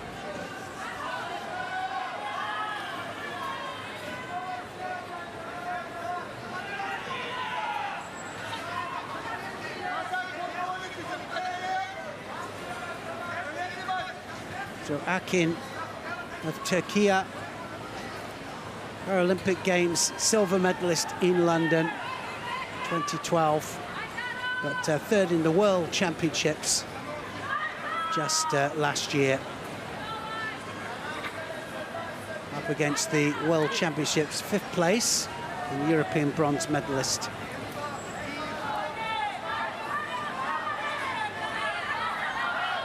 Well, we saw Azmieva arguing about the grip the last time. And just looking at that, she's taken her down for a Wazari. Akin Gunez takes her down for a Wazari and needs to hold now just for the 10 seconds. She's got hold of that arm there. She's not going to let it go there. And it's going to be a very quick win there for Akin Gunez of Turkey. She's going to go through to the semi-final. She kept control. Actually, I didn't think it was going to score straight away, and then she just drove downwards there. And Azmieva is going to have to fight in the repechage. We'll have to do a repechage final, and then she'll fight, or the winner of that will fight the losing semi-finalists on the other side of the draw. So you can't fight the same person twice. Very quick win for Akin Gunez.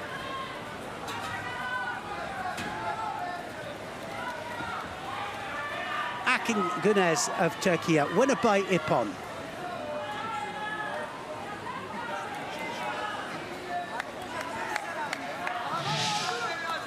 There's the Makikomi, drives her weight down there, and look at the pull on the arm. That was the side landing, that was the Wazari, and that was the second Wazari from the 10-second hold down. Semi-final places then, so Akin Gunez on the bottom part of the draw is the first semi-finalist. Next on to Timely 1, the women's over 70 kilogram J1 quarterfinal. So who's going to go through to meet her? In the white judogi, representing Venezuela, Tanitza Yukelen Zanabria Alcala.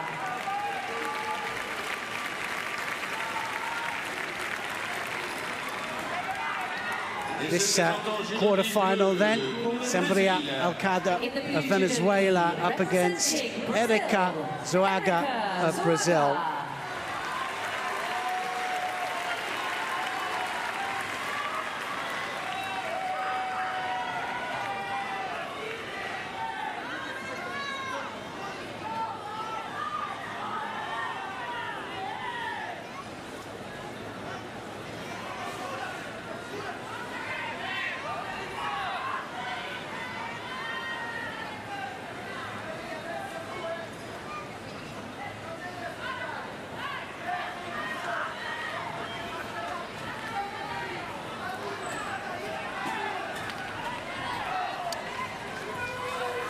...41 years of age,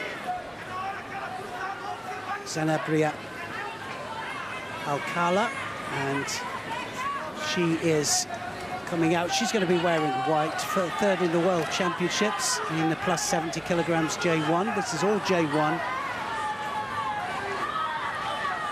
Erika Zoaga, second in the World Championships. So this should be a good match between these two. Semi-final at stake.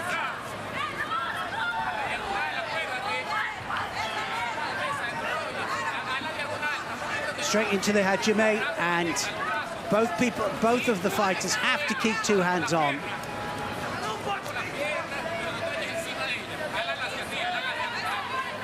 Just trying to find the measure there, just with the feet. They put the feet out just to find out where the opponent is. And then as soon as they've touched, so a little bit different with the ashiwaza and the foot sweeps with the J1s. Sometimes they use it as just a gauge to find out where the opponent is standing.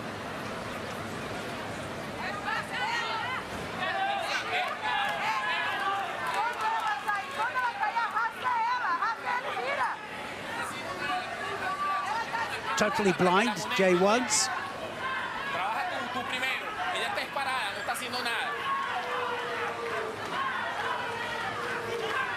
Coaches giving their instructions in the mate situation. So they have to come through to the middle. The referee in J1 has to put them together, place the grips on. They always have a little juggle around there to see which grip they're happy with. Got to keep two hands on. Wants the Makikomi there across.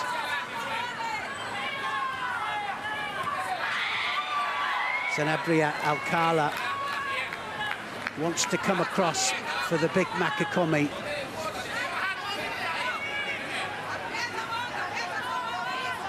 Well, has the lapel grip there, the high lapel grip.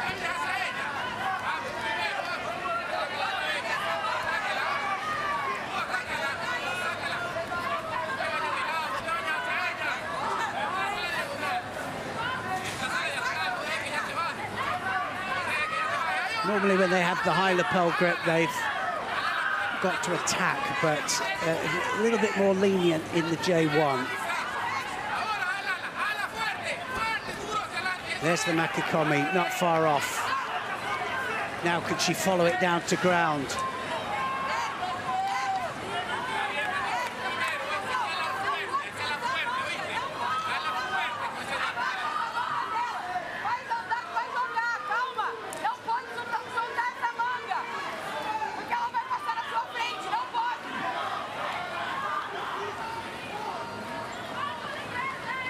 Jamie Braganta, the coach for Zoaga. And, well, You can see that both of the coaches are absolutely dishing out the instructions during the mates, trying to get their athletes to either attack or maybe change the strategies just that little bit. Transition, we saw lots of transition yesterday with the standing down to ground. There are 3 different ways of winning on the ground, which is arm lock or strangle for a submission, or holding the opponent down for 20 seconds. But you've got to hold them on their back and also no legs entangled.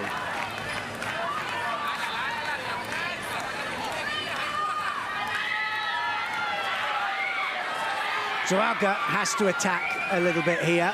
Saying that, Zenabria Alcala, she's just doing the same technique all the time, the Sotomaki Komi.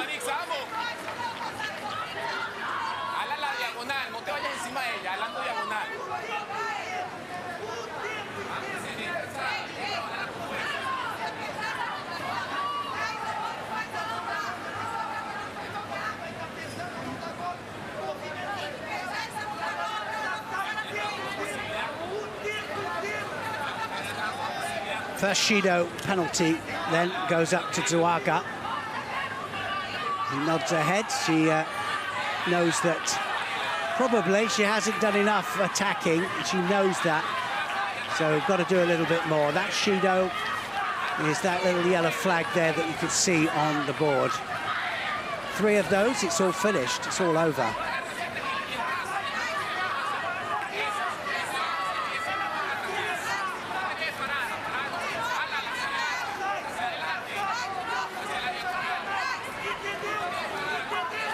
Four-minute contest, and it can go into golden score. Oh, nicely. She just went across there for the Osotogari. And that's what she was trying to set her opponent up with. Got to be careful, though, she doesn't overstretch, overreach. And she's gone again for it. If she does overstretch, possibility of counter-attack by her opponent.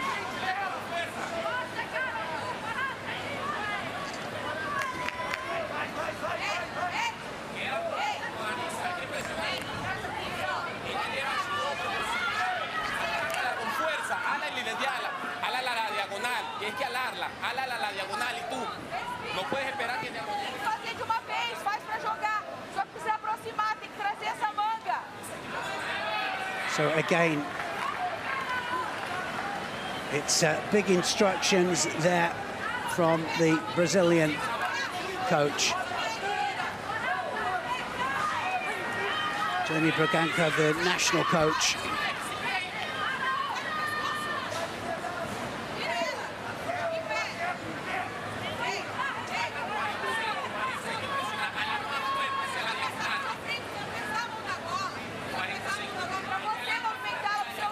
There she is again, and she wants her to move her, and she wants Zouaga to keep moving.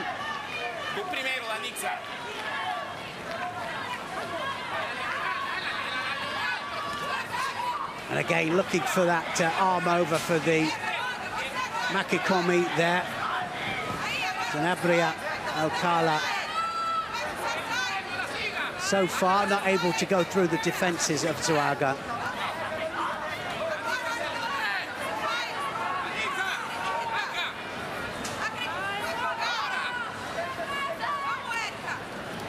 Oh, now then, that's the first chance. That was the first chance. Not far off. First time she's been able to go right the way across.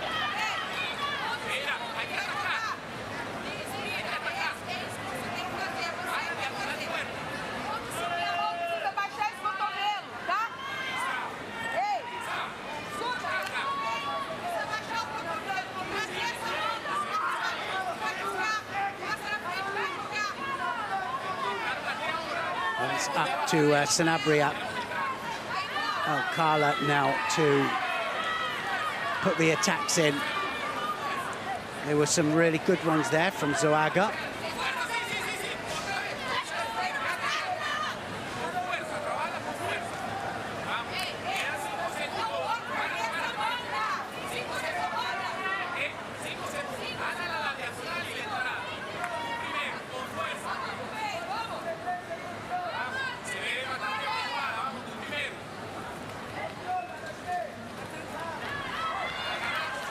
So the referee says kumakata. They have to come forwards. Kumakata meaning gripping. And they have to grip up. And it's going to go into golden score. We don't see many of those. We haven't seen many. So now any score, and they've both got a penalty now, Zouaga and Sanabria Alcala. 2 more penalties to either one of them, or any kind of throw, hold down, or arm lock or strangle will win this match. And changes the direction, that scores. Makikomi this time, and she doesn't need any more. She's got the wazari, it's all finished. And this time, Sanabria Alcala manages to connect, and she came the other way. I think she changed to the left this time rather than to the right.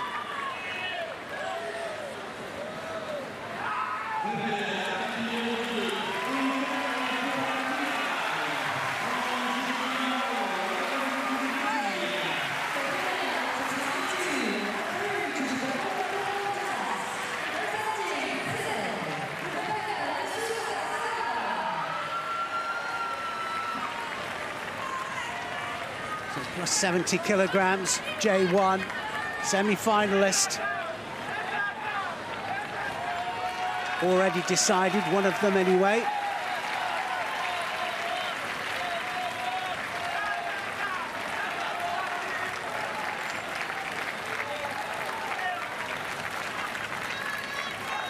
Well, we can see that Zouaga trying to calm herself down here, and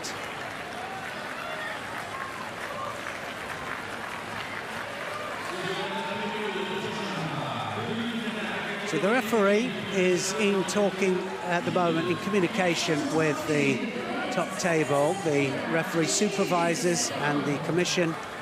We're having a look to check something out.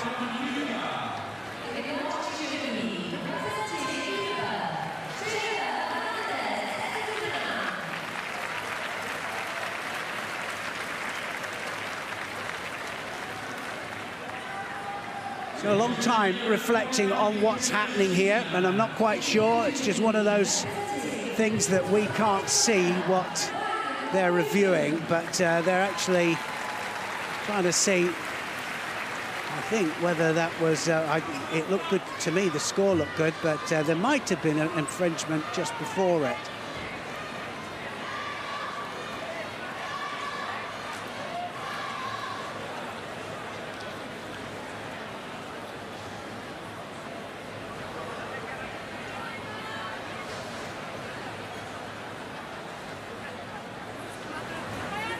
Well, there's Honsokamaki given, and that's what they were looking at.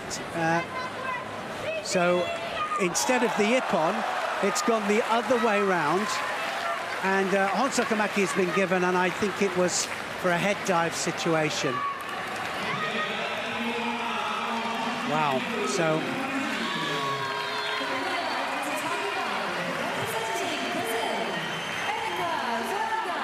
we'll have a look at it. So it's Zouaga, the winner.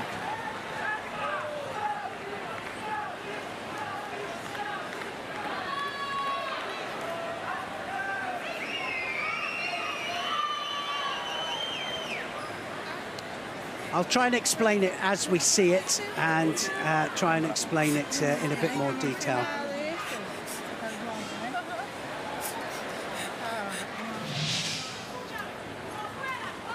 Well, the arm went down, and oh, she went against the arm. So it was an arm lock. So that's, I didn't see it at first, that both arms were wrapped up there. She was applying an arm lock whilst throwing. So quite rightly, and there is the semi-final lineup. Harnik against Garcia, Akin Gunes against Zouaga of Brazil, and that's the women's plus 70 J1.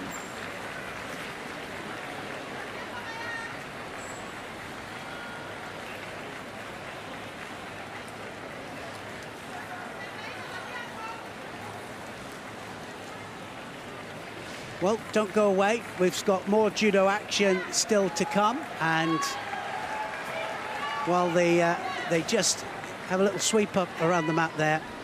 We're looking forward to some great repechage finals and semi-finals.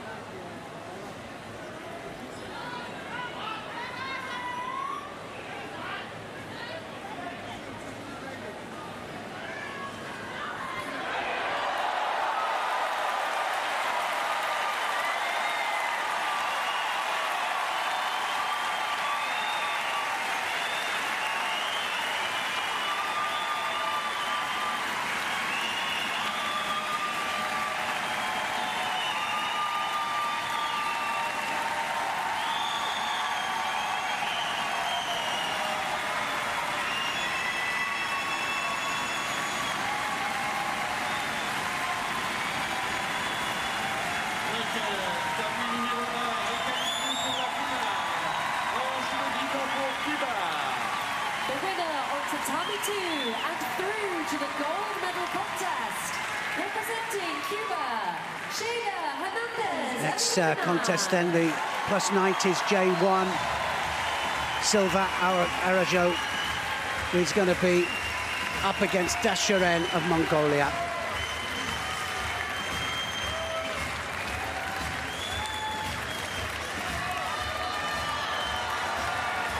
tapis numéro 1, prochain combat. Demi-finale, catégorie masculine, plus de 90 kg, J1.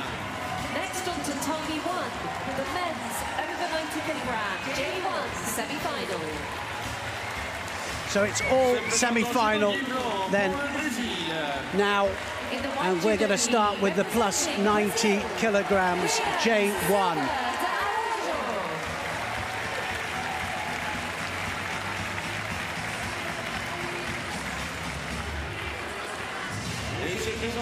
Silva de Arajo of Brazil up against Gambat Dashiren of Mongolia.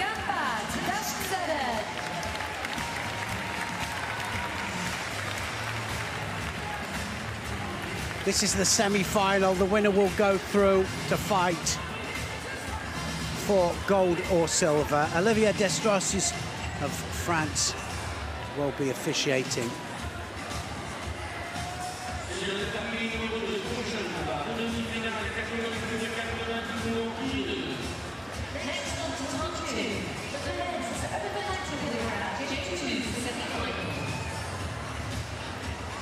Three Paralympic Games so far. This man here, Silva de Arajo, didn't do so well in the last Paralympic Games in Tokyo. Want to put that right, but he was previously second place in Rio de Janeiro, all the way back in Rio de Janeiro. Chance here though. Dashiren will have something to say about it. Only 7th in London Paralympics, so everything's a bonus for him. Two big guys, and they're going to look at the belt grip there by the Mongolian, and he'll have to go in, and that is directly from their wrestling styles. Now, was Harry given? And I think it was given to White.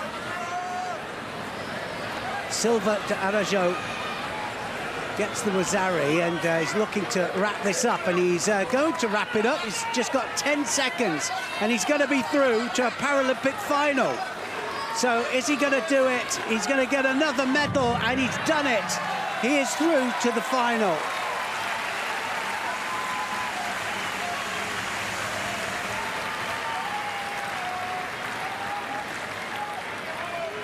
Dashiren will be fighting for 3rd place. Automatically, he will be fighting for a bronze medal.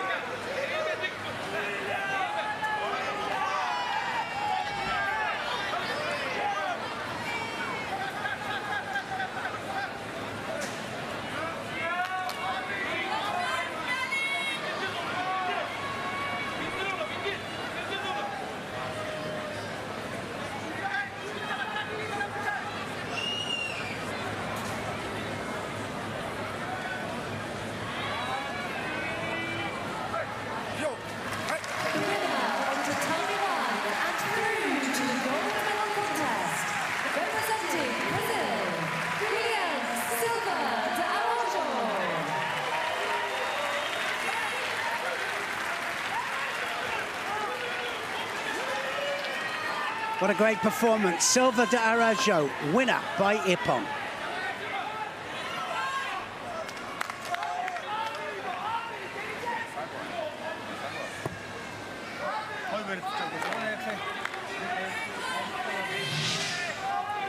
And this is where what led to it. A nice ashiwaza there, actually. Change of direction, got the wazari, and then into the hold down. Look at that control of the upper part of the body there. Uzure Kamishiogatami, and he's through to the final.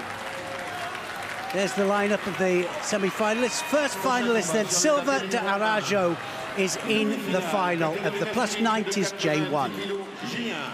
Next on to Tommy 1, the men's over 90 kilogram J1 semi-final. Well, who's going to join him? Is it going to be one of these two? And it can only be plus 90 kilograms J1, second semi-final. Ion Basok of Moldavia, 26 years of age. 7th in the Paralympics in Tokyo, so already done better than that. But he's up against Jason Grandry of France, as you can hear, has all the support. And look, I think he's up there in the crowd.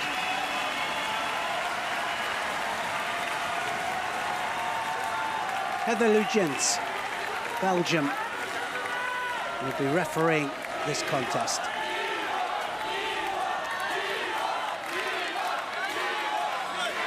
Third place in the Europeans and the World Championships, Grandry. But he's got to get past this man here. Who's going to go through to fight Zoega in that final? Sorry, Silva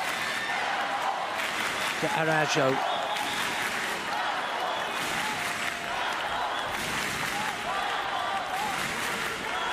Ian Bassok in white. Jason Grandry in blue.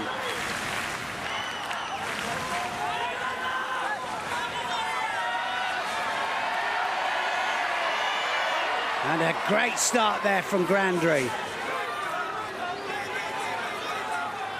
There's a sense of urgency here on the ground as well. There's a sense of urgency, and he gets the hip on. He was round the neck there, and I thought that he must have something because there was an urgency about it.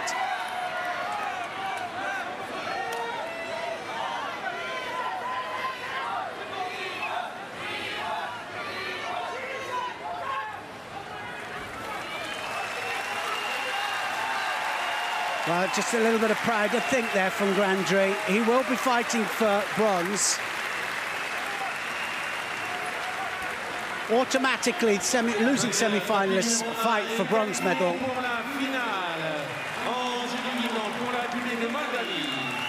winner on tatami 1 and through to the gold medal contest, representing the Republic of Moldova, Bassok.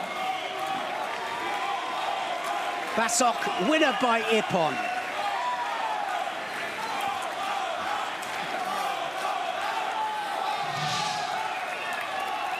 This is what led to it. Well, he went down to ground, didn't he, there? It was a good attack, but he left his neck open, and he was around that neck so quick there. Ian Bassok then through to the final against Silva de Arajo in the plus 90s J1. Next on tatami 1, the men's under 90 kilogram J2 semi-final.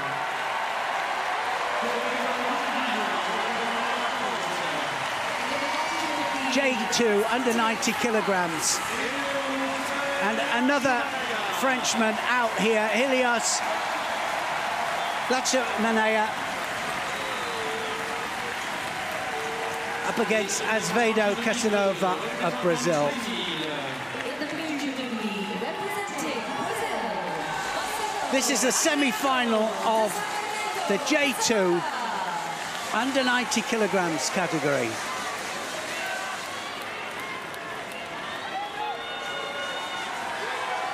Hirano Hirayuki officiating.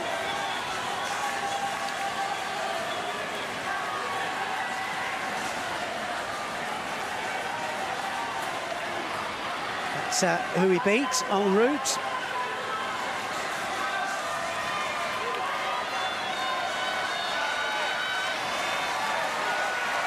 Azevedo Casanova beat Malloy of Great Britain, also en route. Lachmanaya in white. Azevedo Casanova of Brazil in blue. And away they go.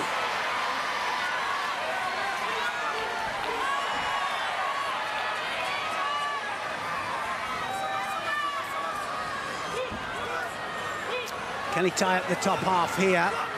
We just saw a really good shimmy waza, strangle, and he just needs to bring that other foot up to try and get that leg out. Well held there by Lachmanaya.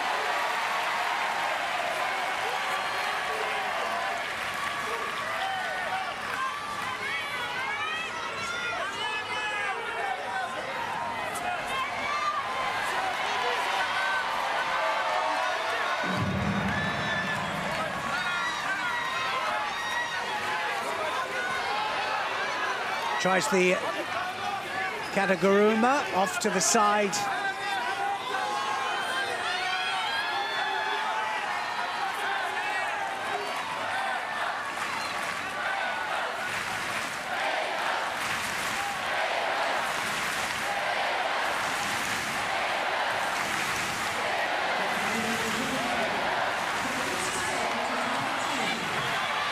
Well, it can be about pace here. J2 as well.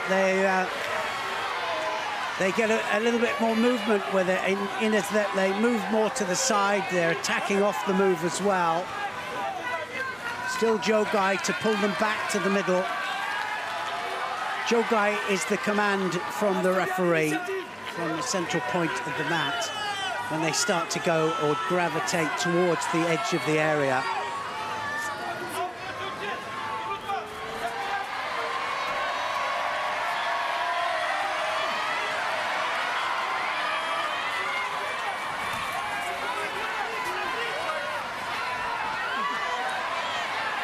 So again, opting for the Tomonagi there.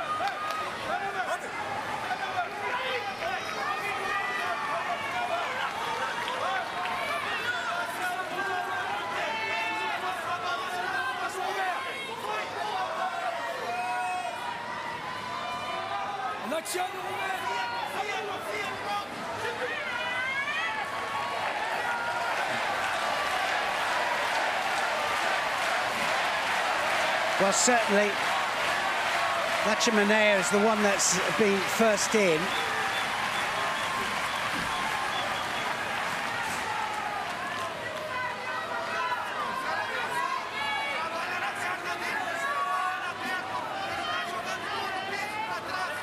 Four-minute contests. Semi-finals of the under 90 kilograms J2. Away he goes again, Lachimanea.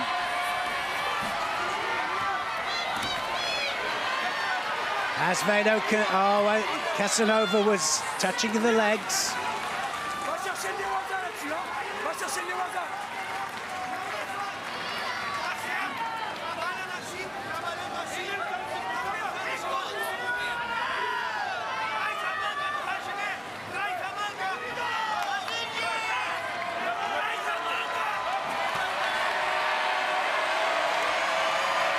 And they start to move again. Every time they start to move, this crowd on their feet. Yes, a good Seoinagi there. Managed to get underneath him this time. Lachimanea taking the initiative.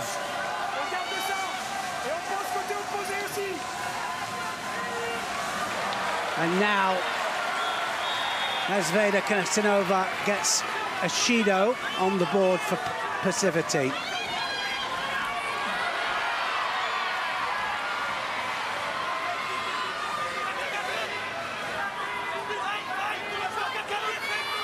That leg tracks, so no seconds will tick up.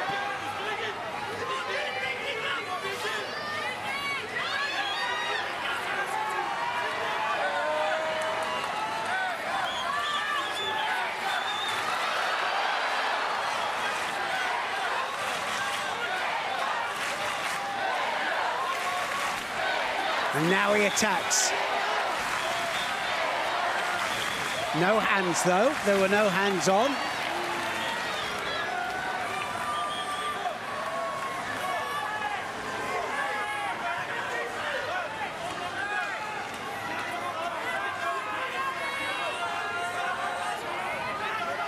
Just over halfway. A lot of mates.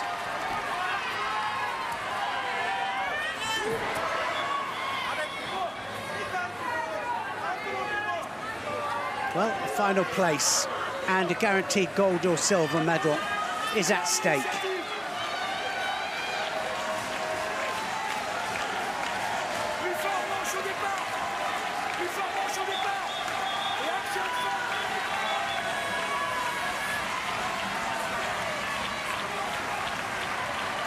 Well, this is anybody's contest, isn't it, really?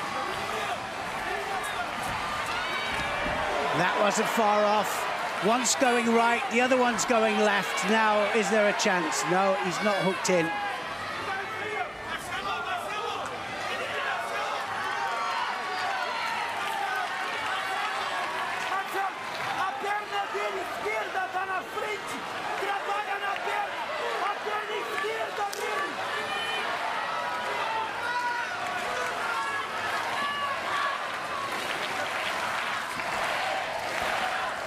And he goes in again.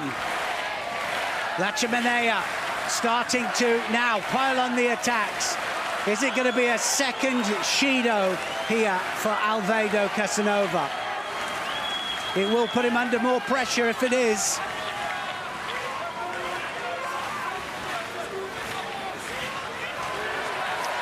So there's the second Shido, and that Shido means now that one more mistake and he will lose this. And France will have a finalist. And he's got to leave that alone. I think he's going to get a penalty now. He dropped just one time too often there, Lachimanea. He is going to get away with it.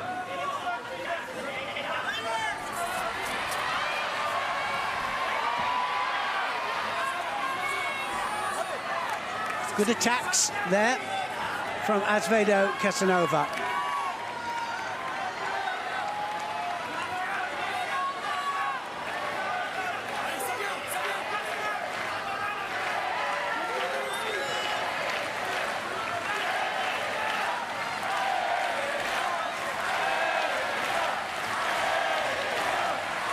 Oh yes, he's managed to do it. And that was Ari there with a counter-attack. Tewaza with the hands, and it was a committed technique from Alfredo Casanova, and we see it so often, don't we? And he didn't quite have the control, and he was slightly off balance there, and it was redirected by Lachimaneva.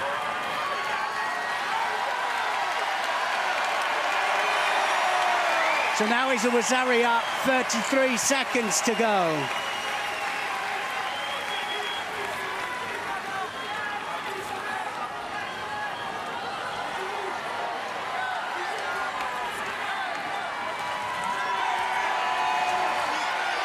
Doesn't need to do anything silly. Yes!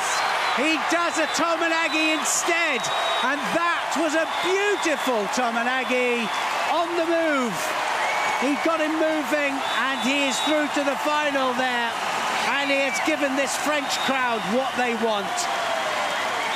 Tominagi, not quite sure whether he got the full ippon for it. If it was only a Wazari, it's Wazari-Wazetti ippon, but it was superb stuff there from the Frenchman, and France have a finalist.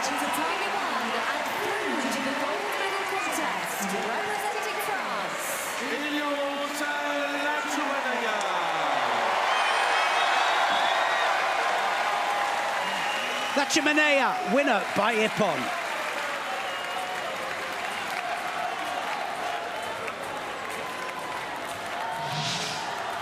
Here it is, gets him moving off to the side, then does the Tominagi, and it's the other foot that came up this time into the midsection. As it goes into the midsection, the hands finish it off. That wheeling action with the hands, and look at that, it manages to get the whole crowd on their feet. And so, first gold medalist, the first finalist, Lachimanea of France in the under-90s, J2. In the white judo gi, representing Uzbekistan, Dagakon Karamatov. So who is going to go up against him then? Is it going to be Karamatov, the world #2?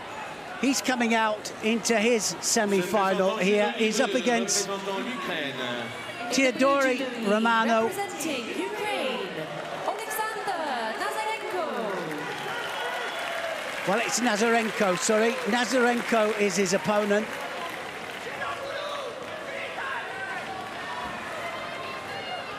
Nazim Ambayev of Azerbaijan doing the officiating.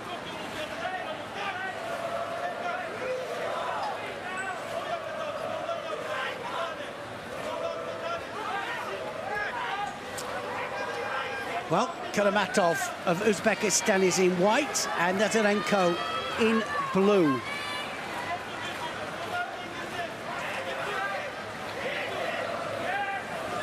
Second in Paralympics at 81 kilograms in Tokyo. Karamatov jumped up, well, quite a bit of weight to the next weight category, because some of the weight categories are amalgamated. And that was a good start from Nazarenko there. Second in the under-90s in Paralympics in Rio de Janeiro, and third in Tokyo.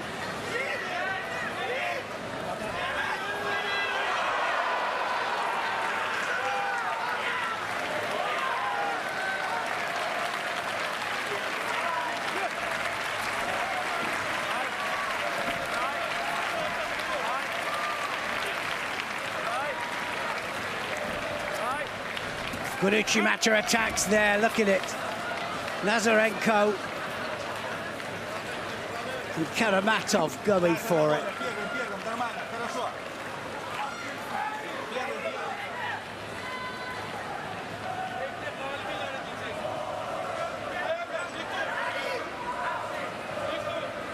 Trying to get as much pressure onto that sleeve as he possibly can there, Nazarenko. He wants the over sleeve grip.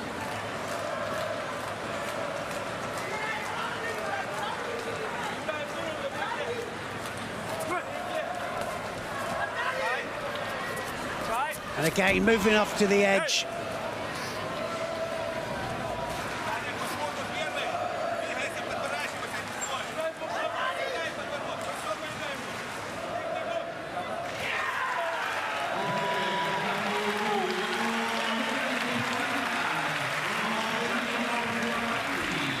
Uchimata, Nazarenko, finding the central point. Now looking for the counter as well. Two good, great judokas, should I say, at under-90s J2.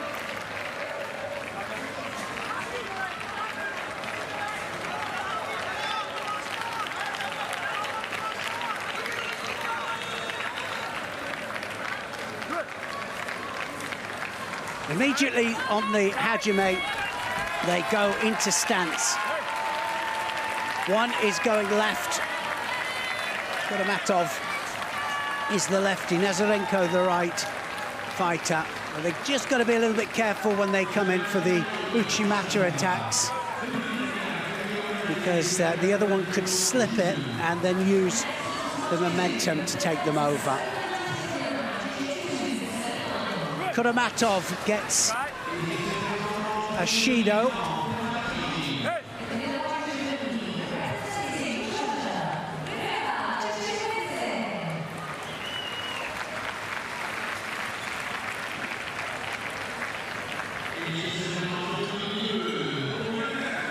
Three Shidos and it's all over.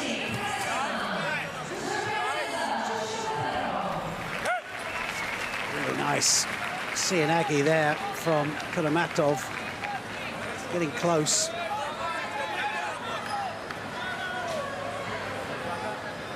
Sometimes it's a natural procession from going from one weight to another. If it's a natural thing, then you let it happen. Sometimes you've got to do it because they change the goalposts a little bit, which is what they've done here. Now, taken certain weight categories out, amalgamated certain weight categories, so that it's just 8 weight categories in all.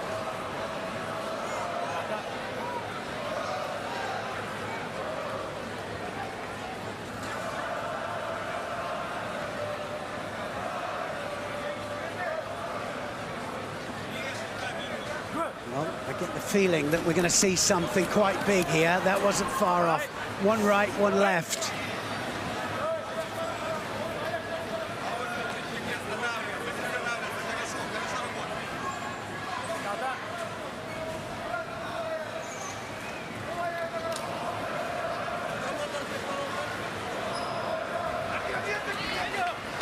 From the Eversport Judo Club in the Ukraine, Nazarenko.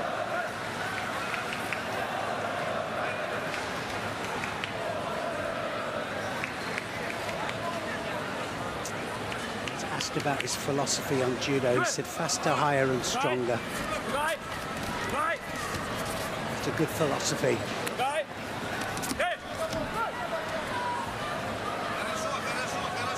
Well, 2-on-1 on the with the crossover onto the arm there from Karamatov.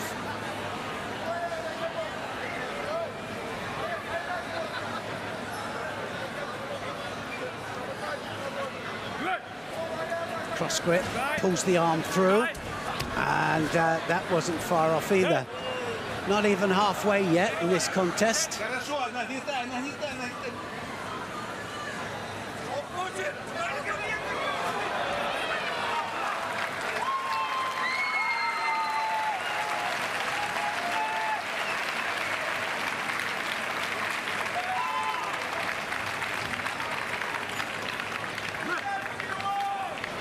Uchimata.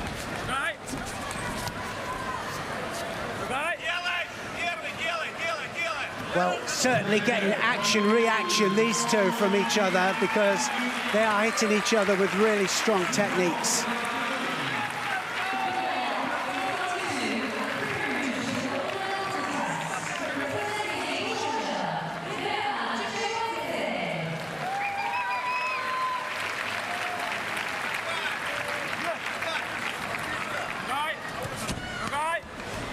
And a change of direction there by Nazarenko.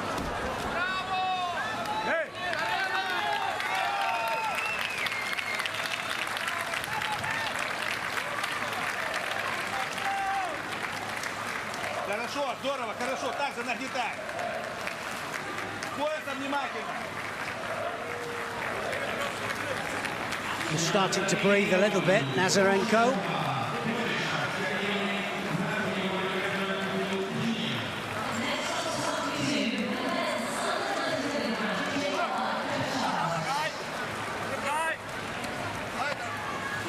So Joe Guy being shouted by the referee. They keep gravitating towards the edge here.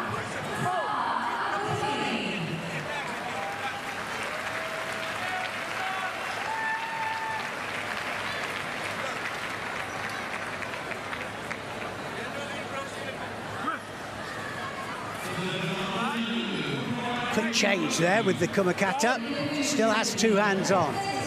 But that was a quick change. We've got a bird's eye view of it there. And we've got a really good view here as well of the left against right stance that is proving awkward for both fighters, actually.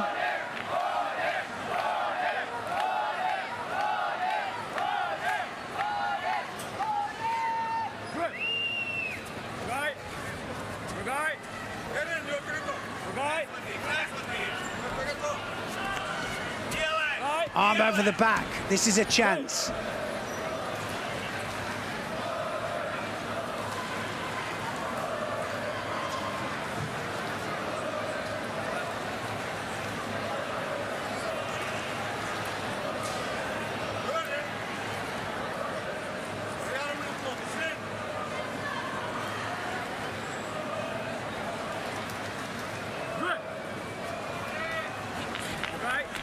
Shimata, Kosoto.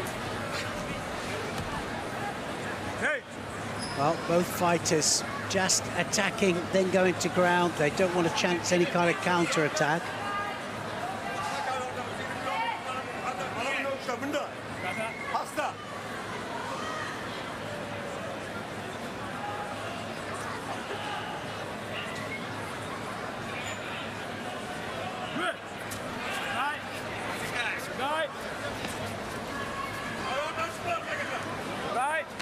Well, these are J2 fighters. Yellow dot on the back indicates that. So these are visually impaired fighters.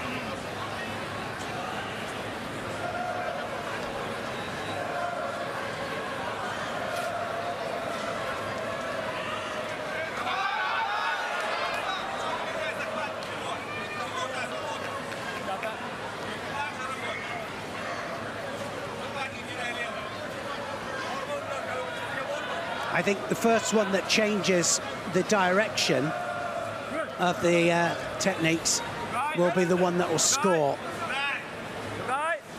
at the moment. They're just drifting off towards the edge. Ah, there's the change of direction, not far off.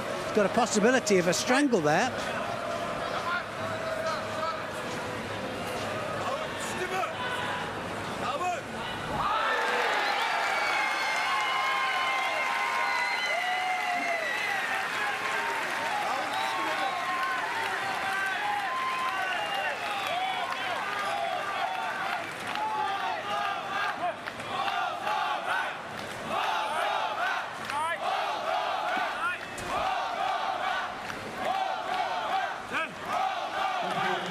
I think Karamatov feels the danger from Nazarenko, and that's why he wants to go to ground whenever he can.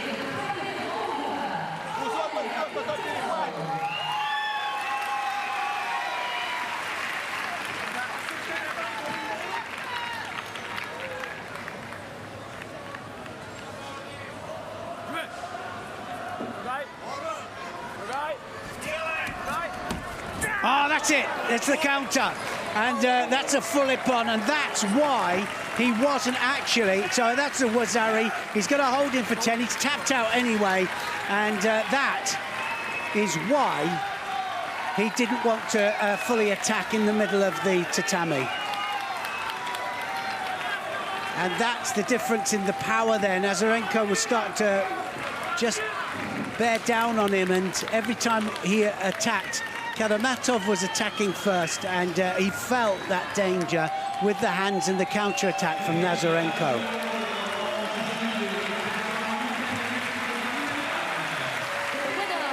Nazarenko is into the final.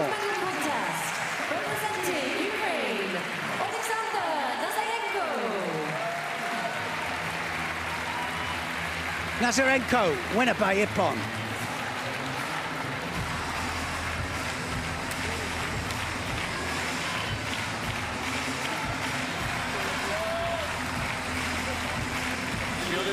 Well, that's another Paralympic medal guaranteed.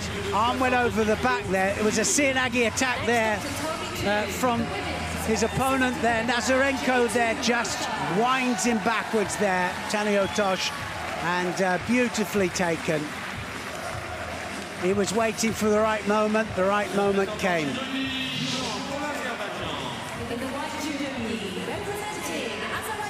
Lachmanea against Nazarenko. That's going to be the final. Under 90 kilograms, J2.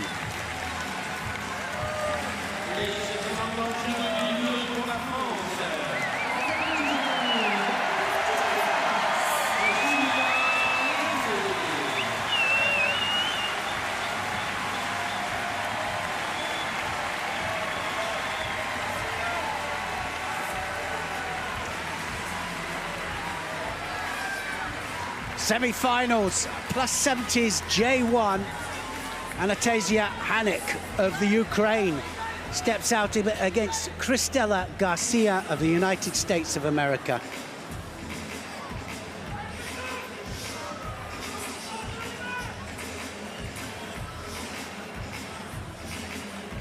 Et sur le tapis numéro 1, prochain combat demi-finale, catégorie féminine, plus de 60 kg J1. Next on to Tommy 1, the women's is the world #1. She is the world champion, and she wants the Paralympic gold medal. Anastasia Hanik.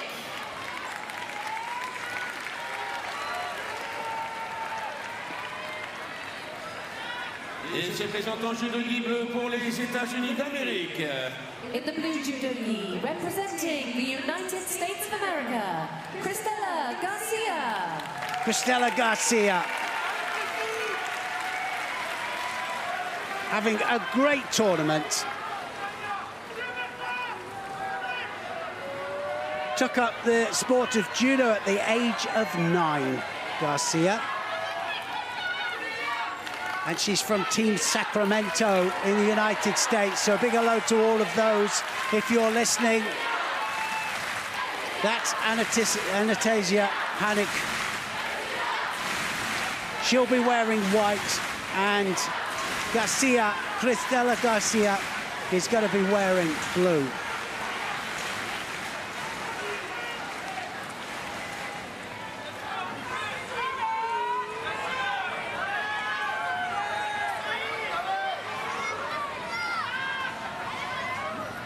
She has been a Paralympic medalist, but it was a little while ago in London, Garcia, that she is up against the world champion.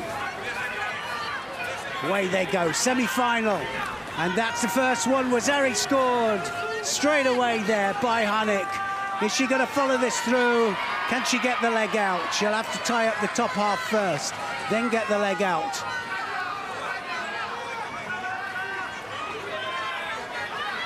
She gets the leg out there, but Garcia just times the turn nicely.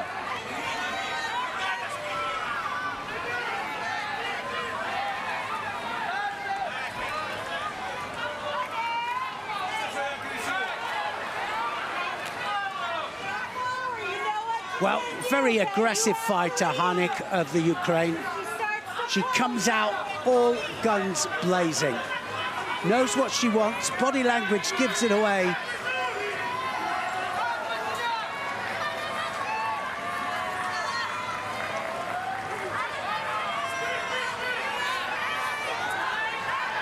Arm over the back. Now it could happen from there. Uchimata, and it's all over.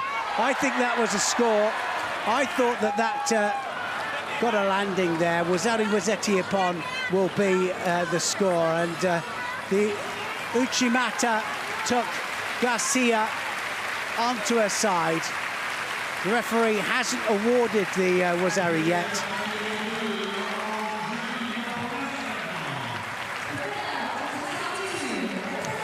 So they have a look on video just to see whether, in fact, it did get a landing. But we've seen scores given for as much as, if not less. And that was Wazzari Ippon. And it's Hanek who gets the chance to become Paralympic champion. She'll go through to the final.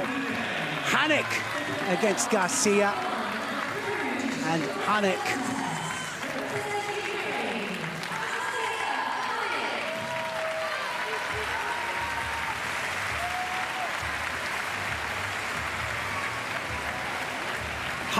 the winner by Ippon in the +70s J1.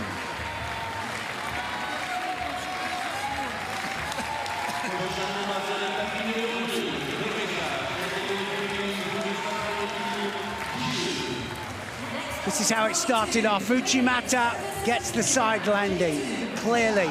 And then the second Uchimata again gets the side landing. Two Wazzaris making Ippon, and that's it.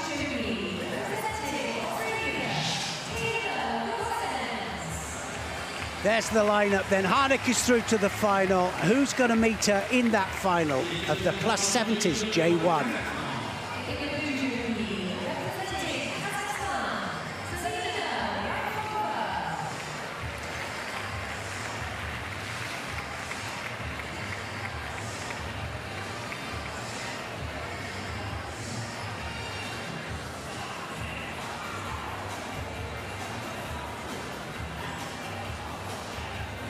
The women's 70 kilograms, then the second semi-final is up, and it's Akin Güneş of Turkey up against Erika Zoaga of Brazil. Over 70 kilograms, J1 semi-final.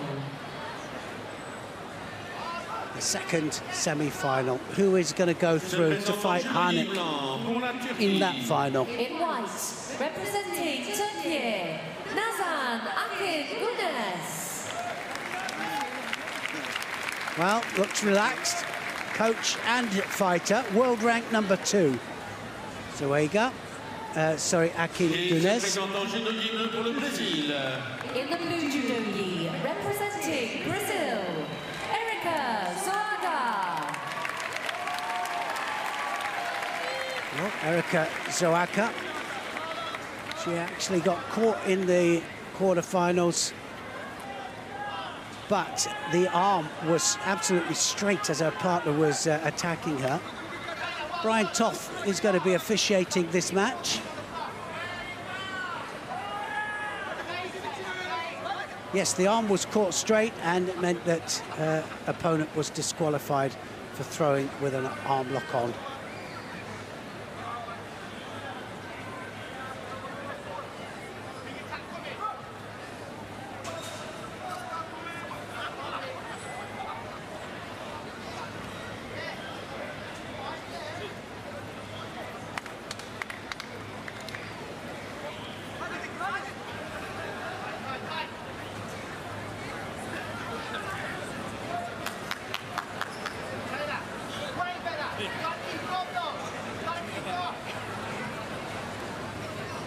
So they have to bow first, and then the Kumakata, then the Hajime, and away they go. Second semi-final, in the plus 70 kilograms J1.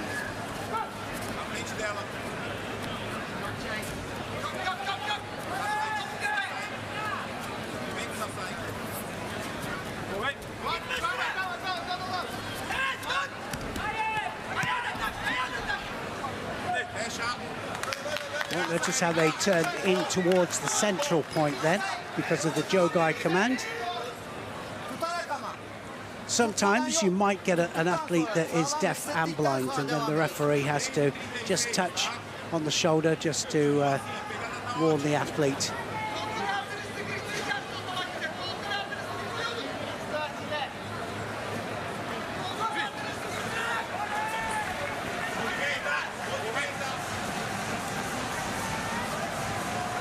Got to make sure it goes in. Oh, it's a good counter. What a counter. Zoaga there takes it back with a Tenio Toshi and turns into the hold down, and she gets the submission, and she's through to the final. Erika Zoaga then is through to the final. Guaranteed gold or silver. And Akin Gunes, his coach, says, well, why did you give up? But the hold down looked as if it was well and truly on. Guaranteed gold or silver there for Erika Zoaga.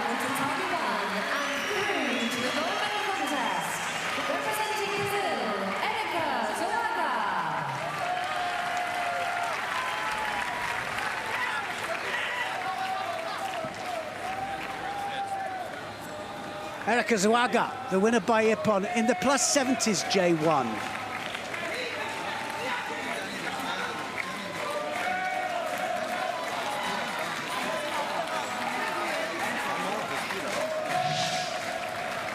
Makikomi tried the Makikomi but didn't work, got tipped backwards and then turned into the hold down there. It was a good attempt, she went for it, but in the end, Zoaga manages to control it, and in the end, Ippon to Zoaga. So here it is now, the finalist, Hanik of the Ukraine against Erika Zoaga of Brazil, and that is the final of the plus 70s, J1. Under 90 kilogram, J2 repechage.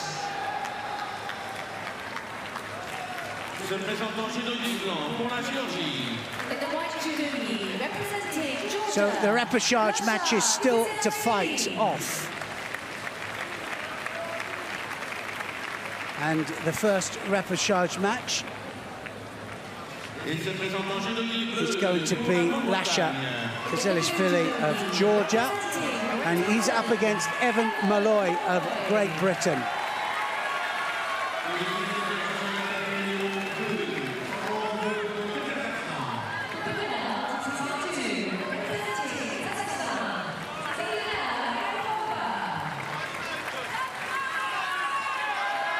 Olivia de Sources to officiate.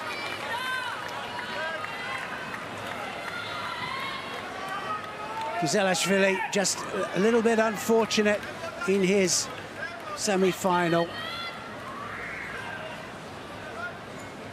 In his quarterfinal, should I say. Evan Malloy also quite agree. He didn't agree with the landing, that's for sure. I don't think his coach did too, for the score that went against him, but still got a chance. If he wins this, then he fights for bronze. This is the final repechage matches then of the under-90s J2.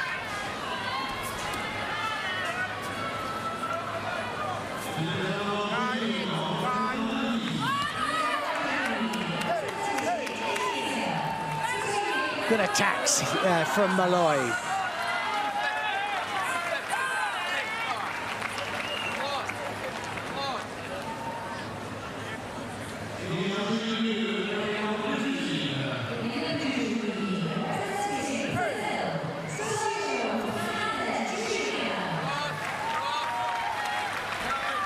Oh, now that's a dangerous one there, but he went for it, and Malloy went round the outside leg.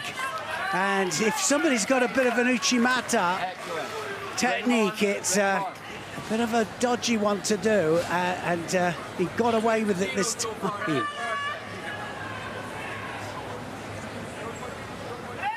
He's got a very right-handed stance, Kaziliashvili. And he's looking for the inside leg all the time.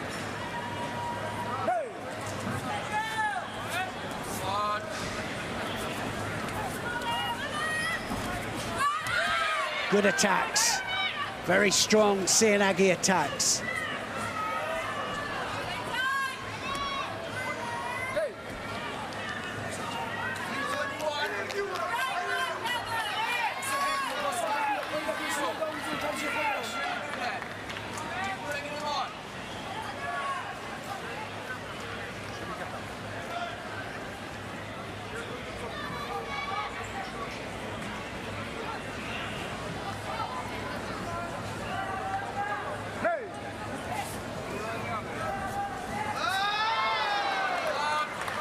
Got to attack as well, because Kaziliashvili, now he does. There's the Uchimata.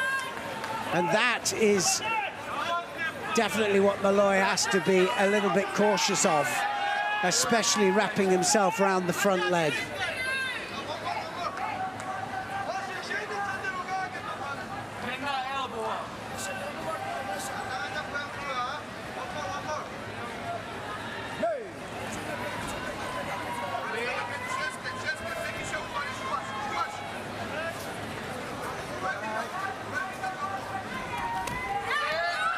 And again, a good attack from Malloy. Well, certainly would be a really good win here against Kaziliashvili because he's so experienced. 254, you keep leading.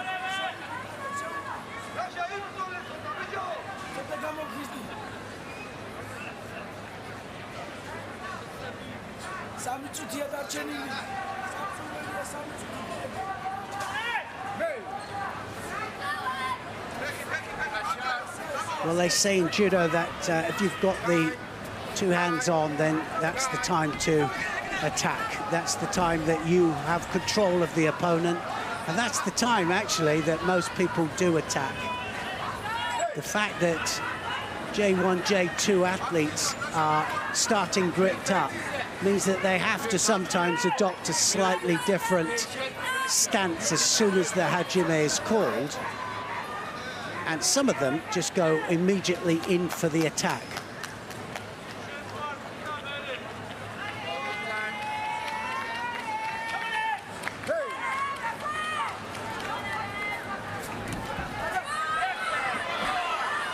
And so close there with that Yokogaki there.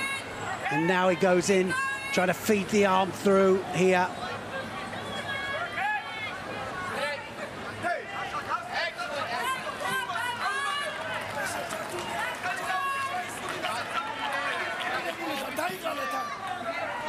Excellent work, Ray. 290. Deep water now, eh? So Ashido goes to Kaziliashvili.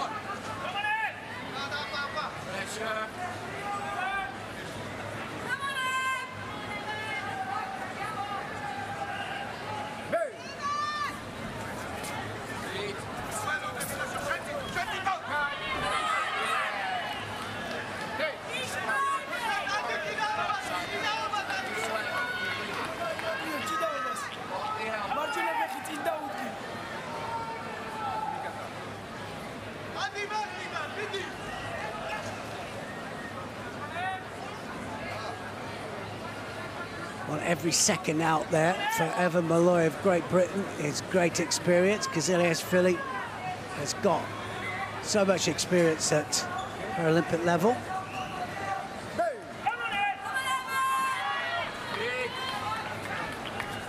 Uchimata again, well avoided there from Malloy. Fires back with a drop Cianagi.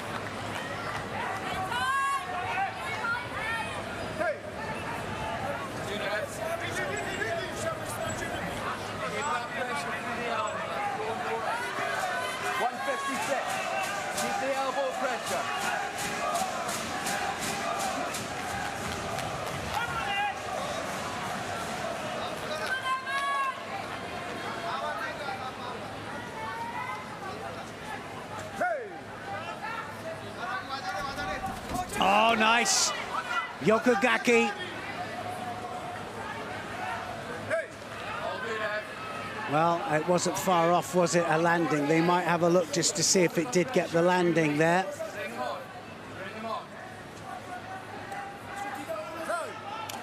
It is a Wazari, and Kaziliashvili then gets a Wazari on the board with just over 2 minutes gone.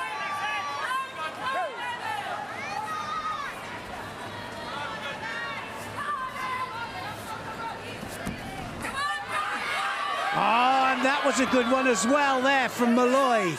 Right the way underneath, he fired back. Not quite enough for a score, but it was so close.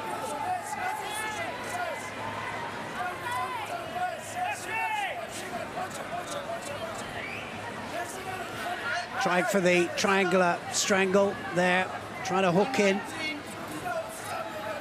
Kaziliashvili already scored with a nicely timed Jujikatami arm lock in his first round match.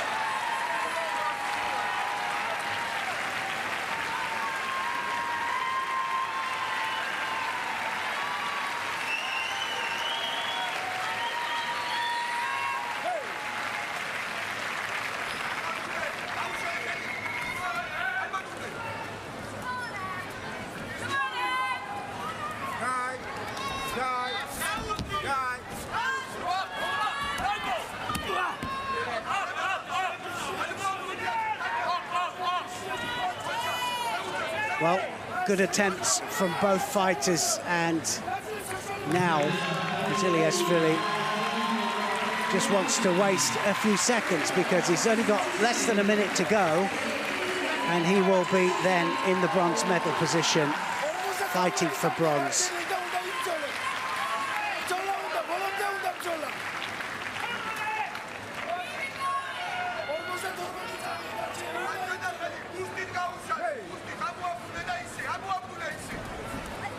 Oh, took a chance. Oh, he took a chance and he paid the price there. He really went for it there, Malloy. And that tewaza there, the hand movements from Kaziliashvili takes Malloy flat onto his back.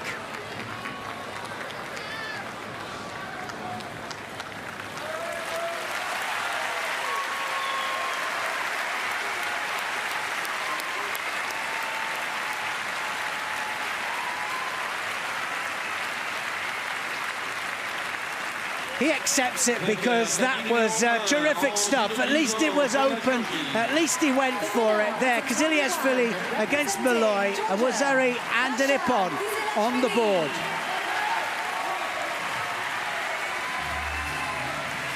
Lasha Kaziliashvili, winner by Ippon.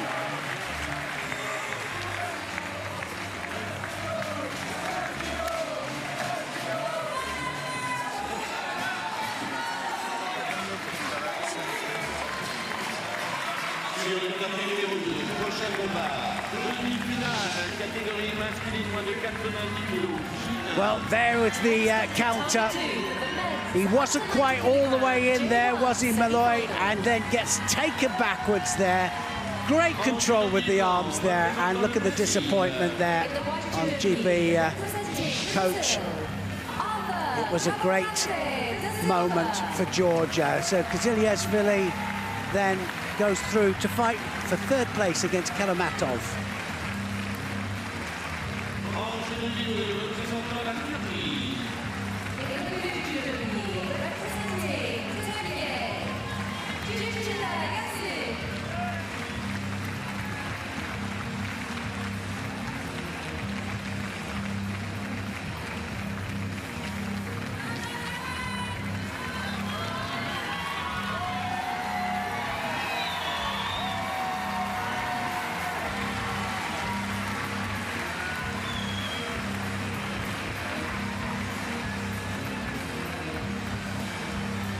Prochain combat sur le tapis numéro 1, repêchage, catégorie masculine, moins de 4 Men's under 90s J2, final repechage, the other final repechage, and it's Daniel Rafael Goral of Germany up against Simeon Canizaro of Italy. Représentant l'Allemagne.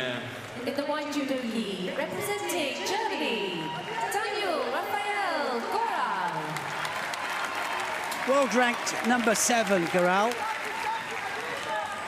Se présente en judo bleu, représentant l'Italie. In the blue judo gi, representing Italy, Simone Canizaro. Canizaro, world ranked 11. From Brescia in Italy. His hero is the great judo legend, Franco Cappelletti.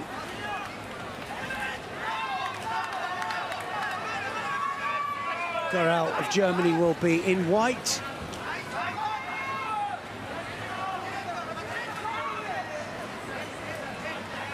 And Cinzaro of Italy will be in blue.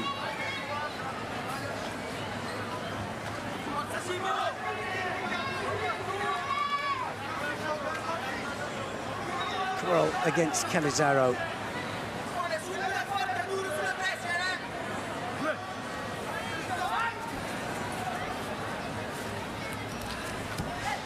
Well, we've seen that before, that nice little low Ouchigari there that we just saw from Canizaro is a technique that the Italians are doing.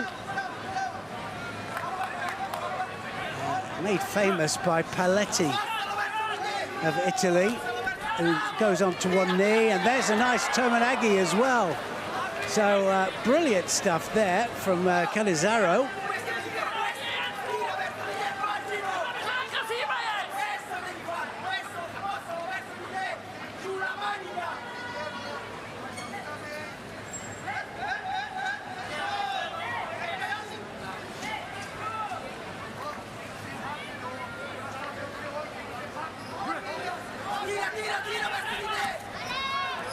Oh, Uranagi. Well, he came in for an attack there for Goral, and suddenly just decided that this feels a little bit dangerous. See a lot of counter-attacks. This is J2, so they're visually impaired. They can actually find their way, some of them anyway, back to the middle.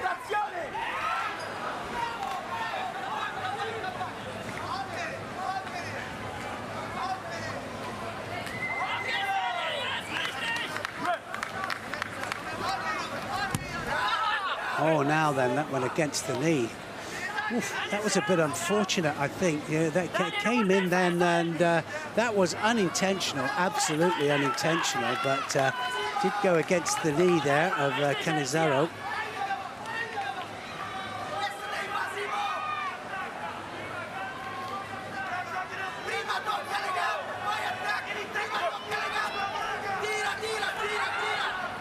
Oh, nice Kataguruma attempt there. Canizaro fighting really, really well. And he gets taken over against the run of play there. Goral takes him over with a Makikomi. So for all the attacking there from Canizaro, and then Goral almost catches him on the rebound.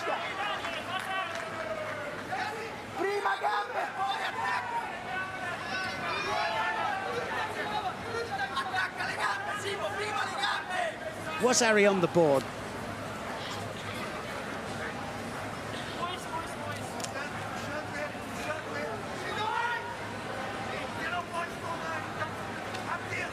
Jostling with the Kumakata there. Doesn't want the elbows too high. No advantage there. Now is it going to be? Oh, what an ippon! Canizaro took him backwards, and that was a mistake by Garral. And he knows it was a mistake because he went too high, and Canizaro there was locked in and takes him backwards. And what a Taniotoshi that was. Well, Uranagi or Taniotoshi, one of the two, but wow.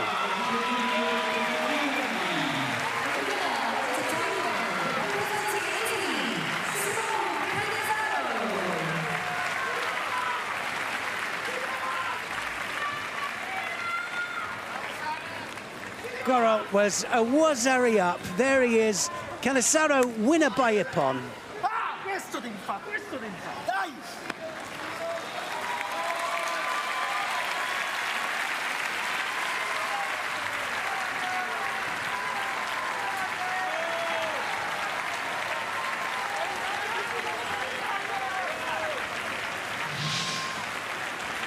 Well, he went too high.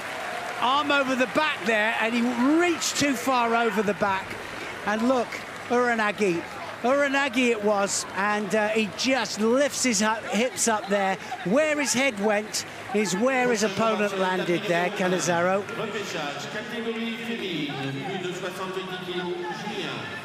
Next on to Target 1, the women's over 70 kilogram J1 repechage. Now we see it then, the bronze medal contest. Kaziliashvili up against Karamatov. Canizaro up against Alvazo. In the white judo gi, representing Uzbekistan, Firuza Erdasheva.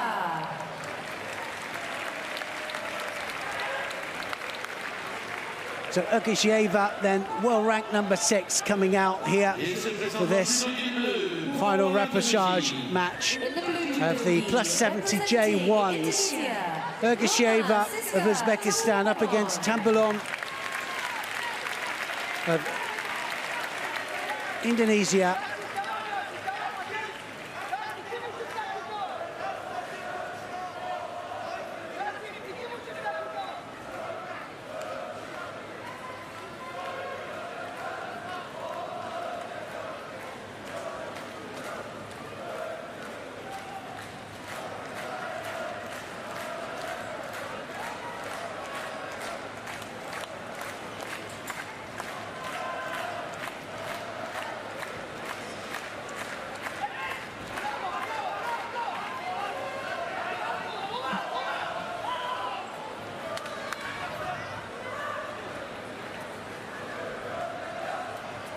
Tambulan in this final repechage match.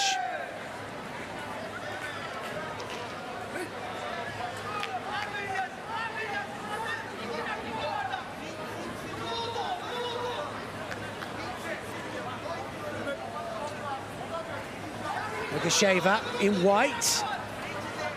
Big arm over the back. Now what's going to happen here? Well, that arm over the back is what causes so many problems.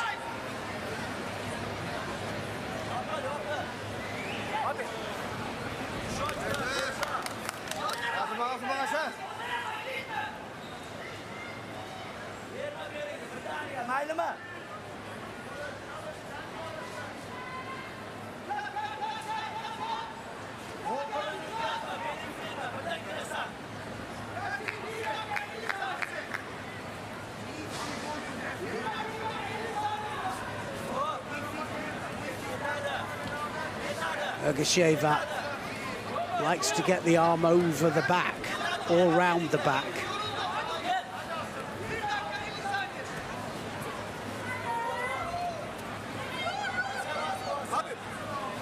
So both will receive a Shido for not attacking.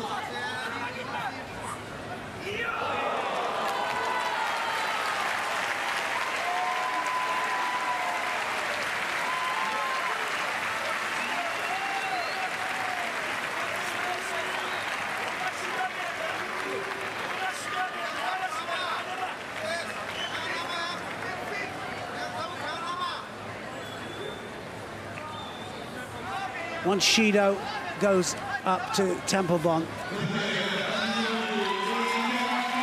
And now Chance on the ground.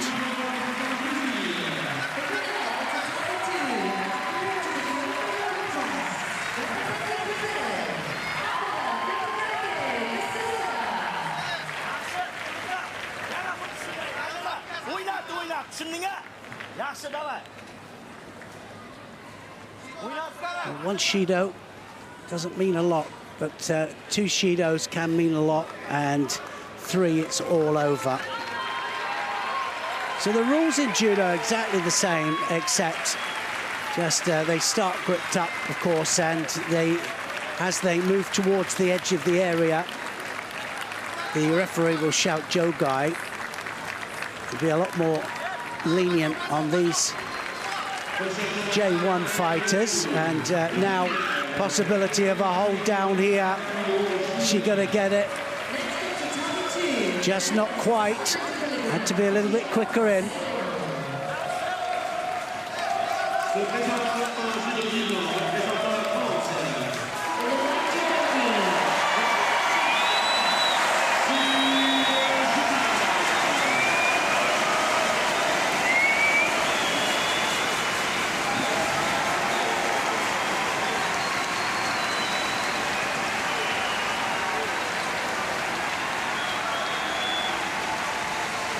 Tempelbon was first in the Asian Games,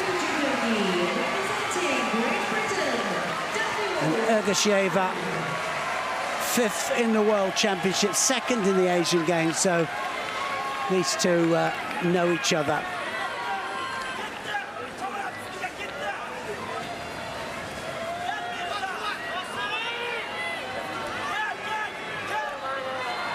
Drops in Aggie.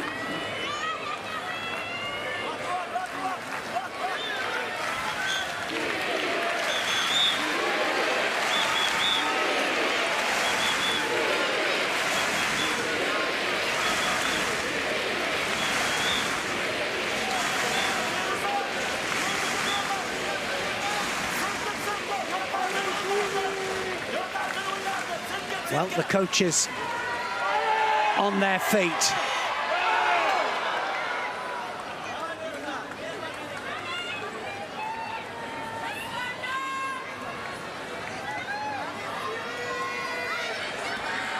Well, got to attack, have to put an attack in. Well, Tempelbon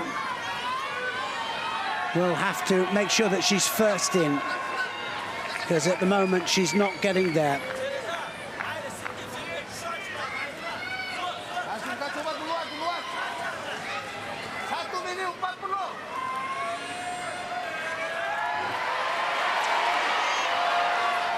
Lyon shouting to his athlete to have more attacks, and that's why she gets the Shido. So 2nd Shido goes up to Tempelbon.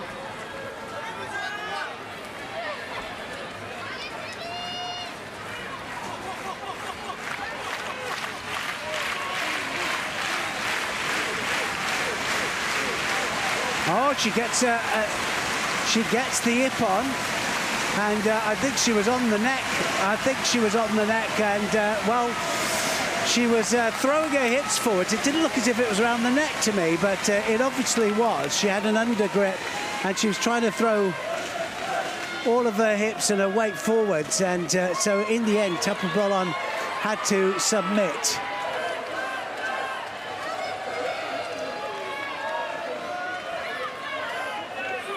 Ergasheva of Uzbekistan then will be fighting for 3rd place.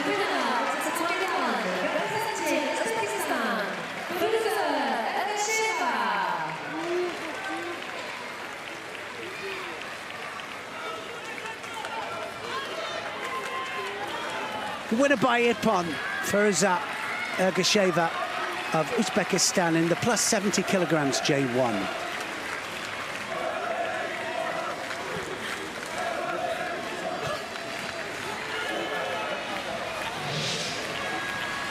Yes, So the arm was obviously through underneath there. You couldn't see it. It wasn't the left arm, it was the right arm. But scores the Ippon in the end. So the women's plus 70 J1, Ergasheva up against Akingunes, and Garcia is already through on the other side. Who's going to meet Garcia in the women's plus 70 J1 bronze medal match? Next on to Taiwan, the women's plus 70 kilograms J1 repechage. Women's plus 70 kilograms J1 repechage match. And we've got Ismaeva of Azerbaijan up against Sanbria Alcala of Venezuela.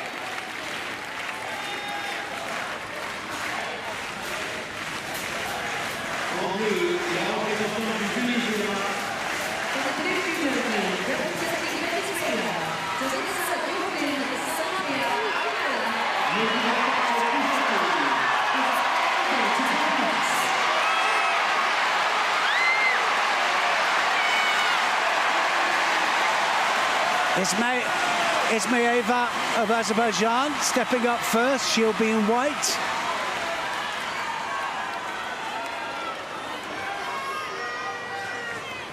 Well, it looks like Ismaeva is the one that's going to be fighting because she wins the contest by default. And I would think probably an injury that her opponent cannot continue. So Ismaeva is going to be fighting for bronze.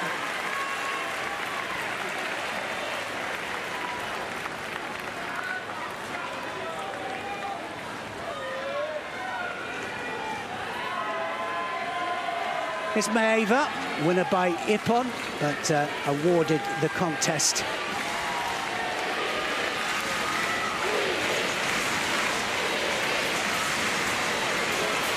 Plus 70 kilograms J1 then, and we have the bronze medal matches then. Ergasheva, Akingunes, Ismaeva and Garcia of the United States. Sur le tapis numéro 1, prochain combat, repêchage. Catégorie masculine, plus de 90 kg, J1. Men's plus 90 kilograms J1. Final repechage matches. Yusupov up against Tastan of Turkey, Yusupov, Kazakhstan. Representing Kazakhstan, Yusupov.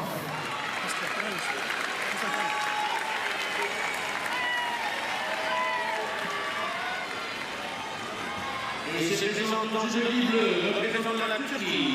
In the Judo, representing Turkey, Kazakhstan.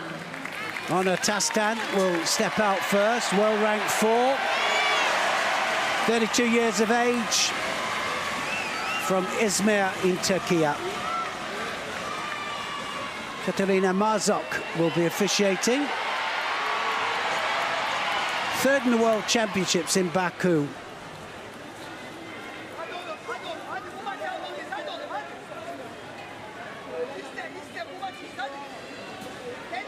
And Yerlin Yusupov of Kazakhstan.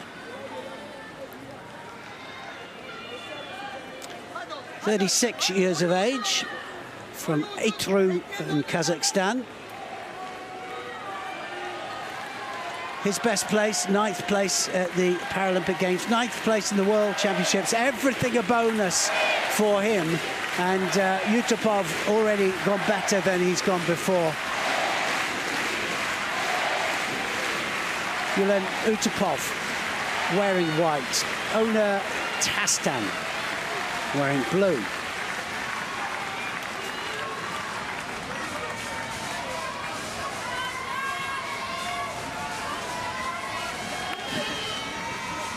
Big arms over the back. It means normally that big technique's coming.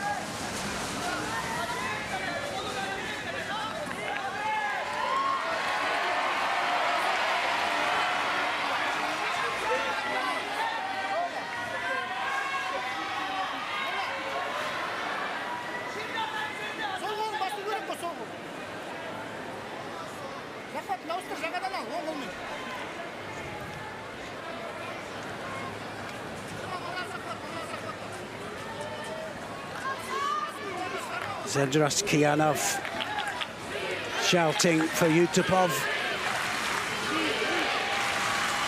And shouting in the mate time period.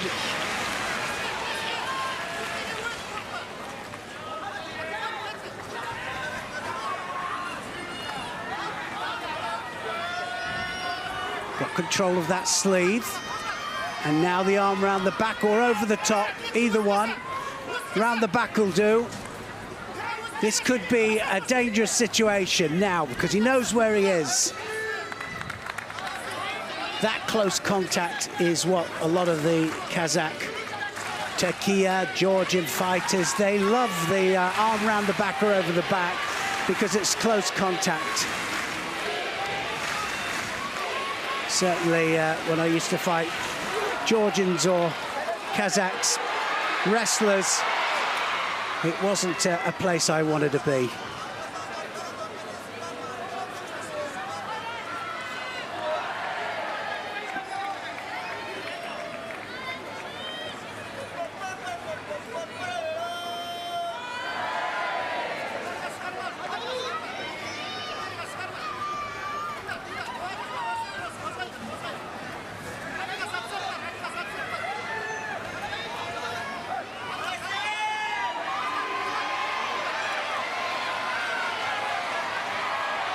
This is J1 competition, both blind, totally blind. So they have to do it on feel. Sometimes they'll use the feet just to touch, just to tap, just to find out where the opponent is.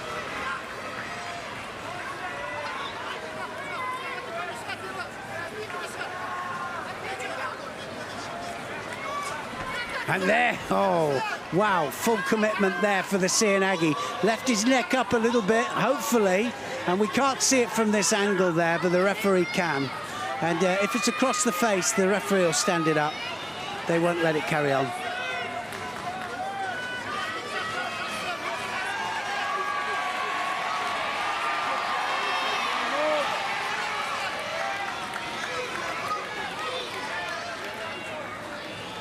Doesn't look too plussed, does he?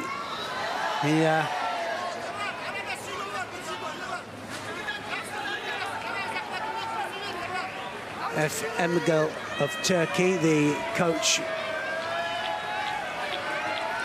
who's just keeping a little bit quieter. And the other one, that's going to be Uranagi, and he gets the Wazari, and he was building himself up to that, just needed to settle himself there. And Tastan was waiting for the moment. He stayed there too long, didn't he, Utopov?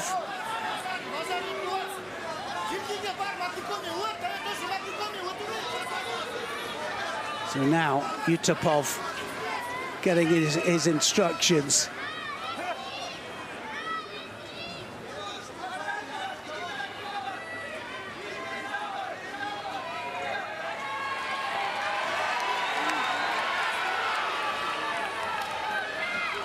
He knows that he has got to take the fight now to Tastan. Still got time. Possibility here now. If he can wrap that top half up, he's not interested. He could have wrapped the top half up, just take that leg out,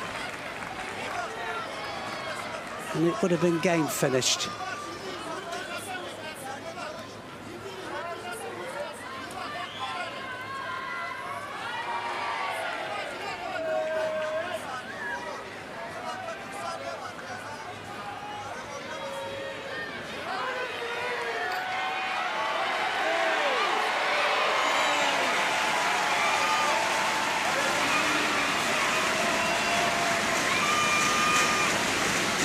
Straight away, those hips are starting to go out there from Utopov. Just a little bit too early. It's on the Hajime they can do that. They have to have the hips in. Oh, look at that! Sasai Surakumiyashi, Wazari Wazeti Ippon, and it's all over. And that was beautiful. More Hisaguruma, actually, I think, but we'll have a look at it and just have a look at the technicalities. Just the difference between Hisaguruma, which is knee wheel, Sasai Surakumiyashi, which is block, lift and pull, and we'll see which one he did. Might be a mixture of the both.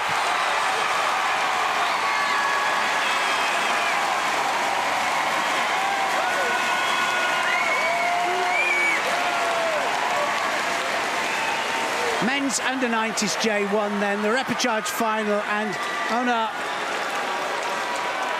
Tasten of Turkey with the ippon.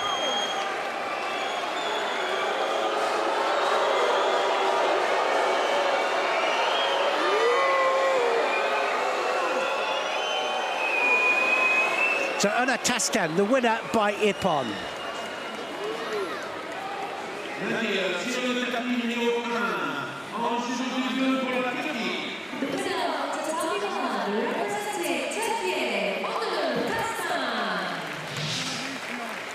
There is more Hisaguruma, and it was winding and it was trapping the leg, but at the knee, but beautifully taken. Beautiful Hisaguruma winding throw to finish it all off. Men's plus 90 J1s then, the bronze medal contest, Tasten against Grandary, and now we've got Dashtaren of Mongolia is already through. Who else is going to go through to meet him?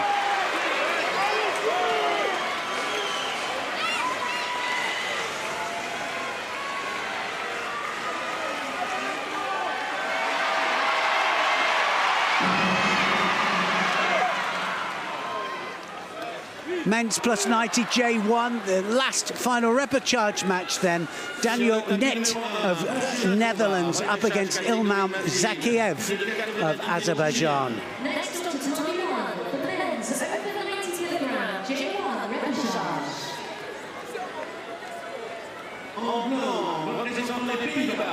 In the white judogi, representing the Netherlands, Daniel Net. Daniel Net steps out, world ranked 8. Daniel Net. In the blue judogi, representing Azerbaijan, Ilham Zakiev. And his opponent then, the very famous Ilham Zakiev of Azerbaijan. Zakiev, what can you say about him? His 6th Paralympic Games. He's medalled in every one except the last one. Rio de Janeiro, actually, with 2016 was the one he didn't medal in. But got 3rd in Tokyo, 1st in Beijing, 1st in Athens, and, well, 5th in Rio de Janeiro. So he's got quite a record, Zakiev. Net of the Netherlands is in white. Ilham Zakiev of Azerbaijan, 44 years of age, still there in his 6th Paralympic Games. Can he get to yet another medal possibility?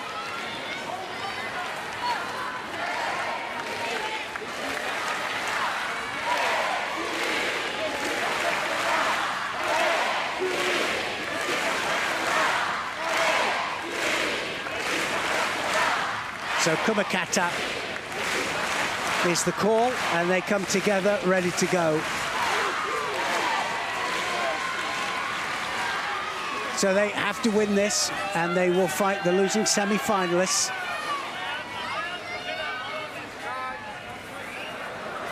From the other side of the draw.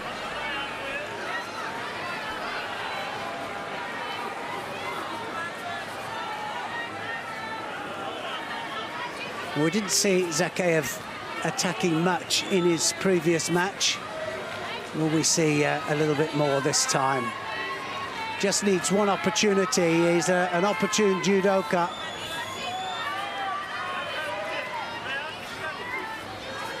Has 2 sons and a daughter.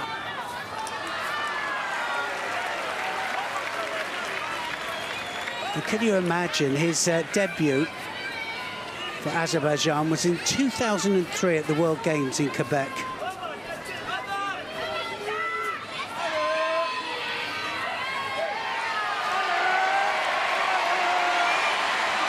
Well, we say it's it's great if somebody stays a decade in top-class sport. He's been 21 years in top-class sport.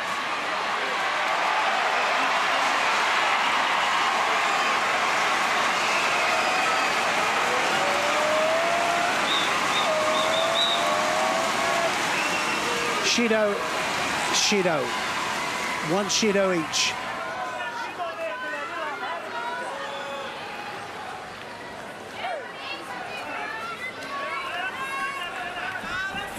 He tries the Yoko Gaki there, net.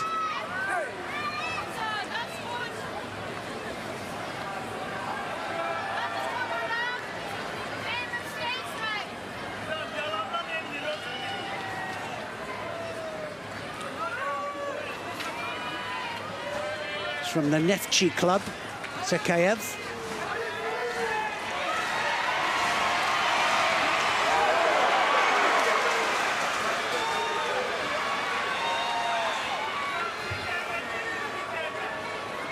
A lot of mates in this particular contest here.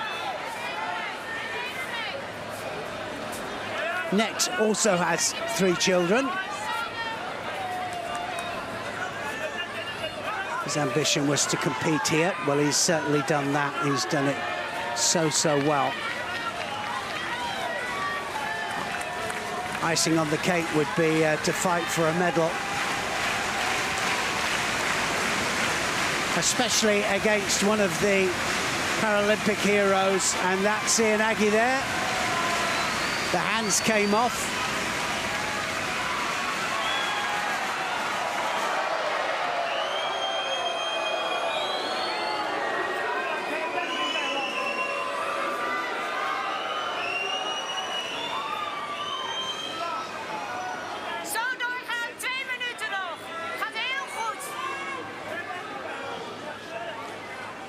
Danielle Brazima of Netherlands there, shouting the instructions.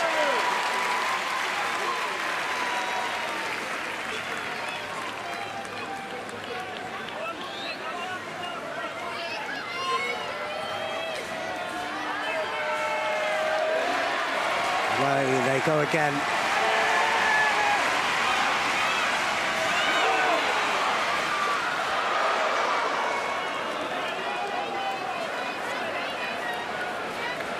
Well, he literally has not attacked one time, Zakhaev, and Zakhaev is looking, I think, for a mistake or waiting for a mistake. But you have to attack, and the game is now that you have to go out there, you have to put it on the line a little bit, and another good attack. It's going to be a second Shido, I think, up to Zakhaev.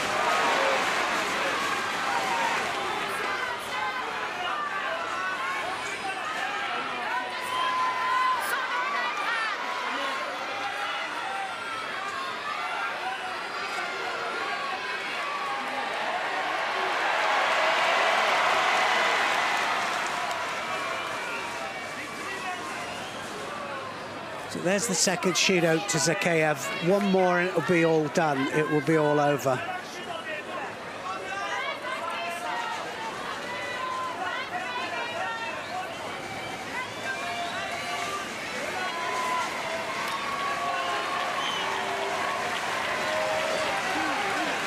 Well, he's been there so many times, Zakhaev. Just has to keep calm. And he'll have to start attacking. He will have to put something in there, but sometimes that's easier said than done. And another attack there from Net.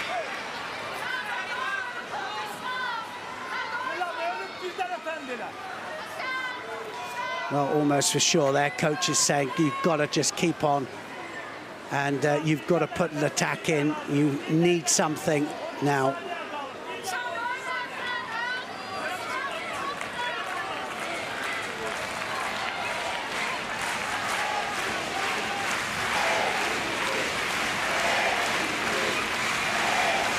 Well, obviously the knee is playing him up a little bit, Zakhaev.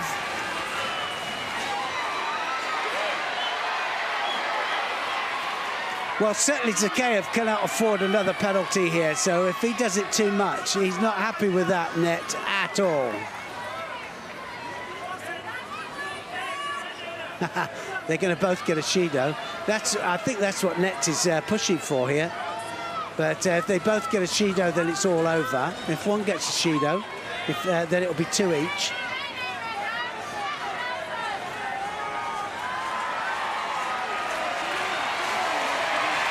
Well, it's the first time that they've had this little discussion. They've gripped up okay. Other times,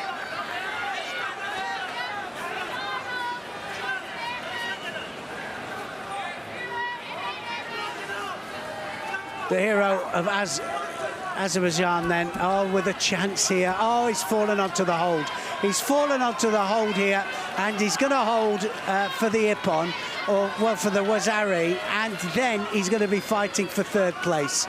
He's going to be fighting for a medal. He just needs to wrap it all up, and it's all wrapped up.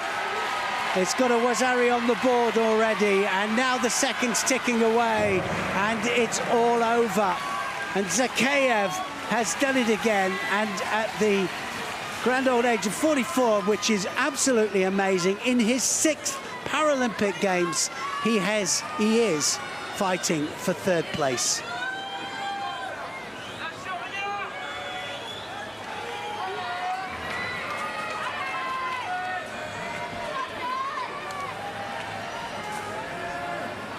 But definitely has problems with that right knee.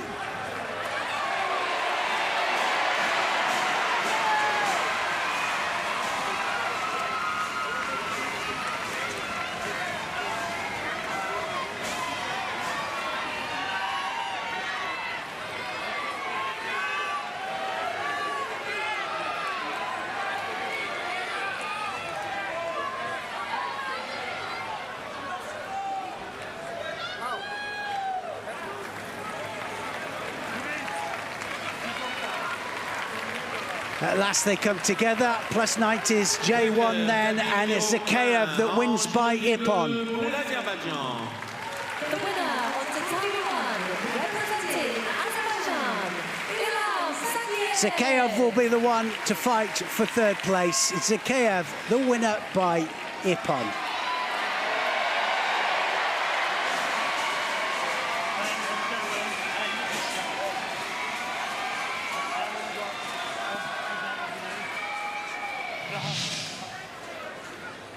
There's the hold down, and the tap out there by his opponent. So just needed to hold him, needed 20 seconds, no score on the board, so 20 seconds he needed. And there it is, the bronze medal positions then. Tuscan of Turkey, Grandry of France, Zakhaev against Dasharin of Mongolia.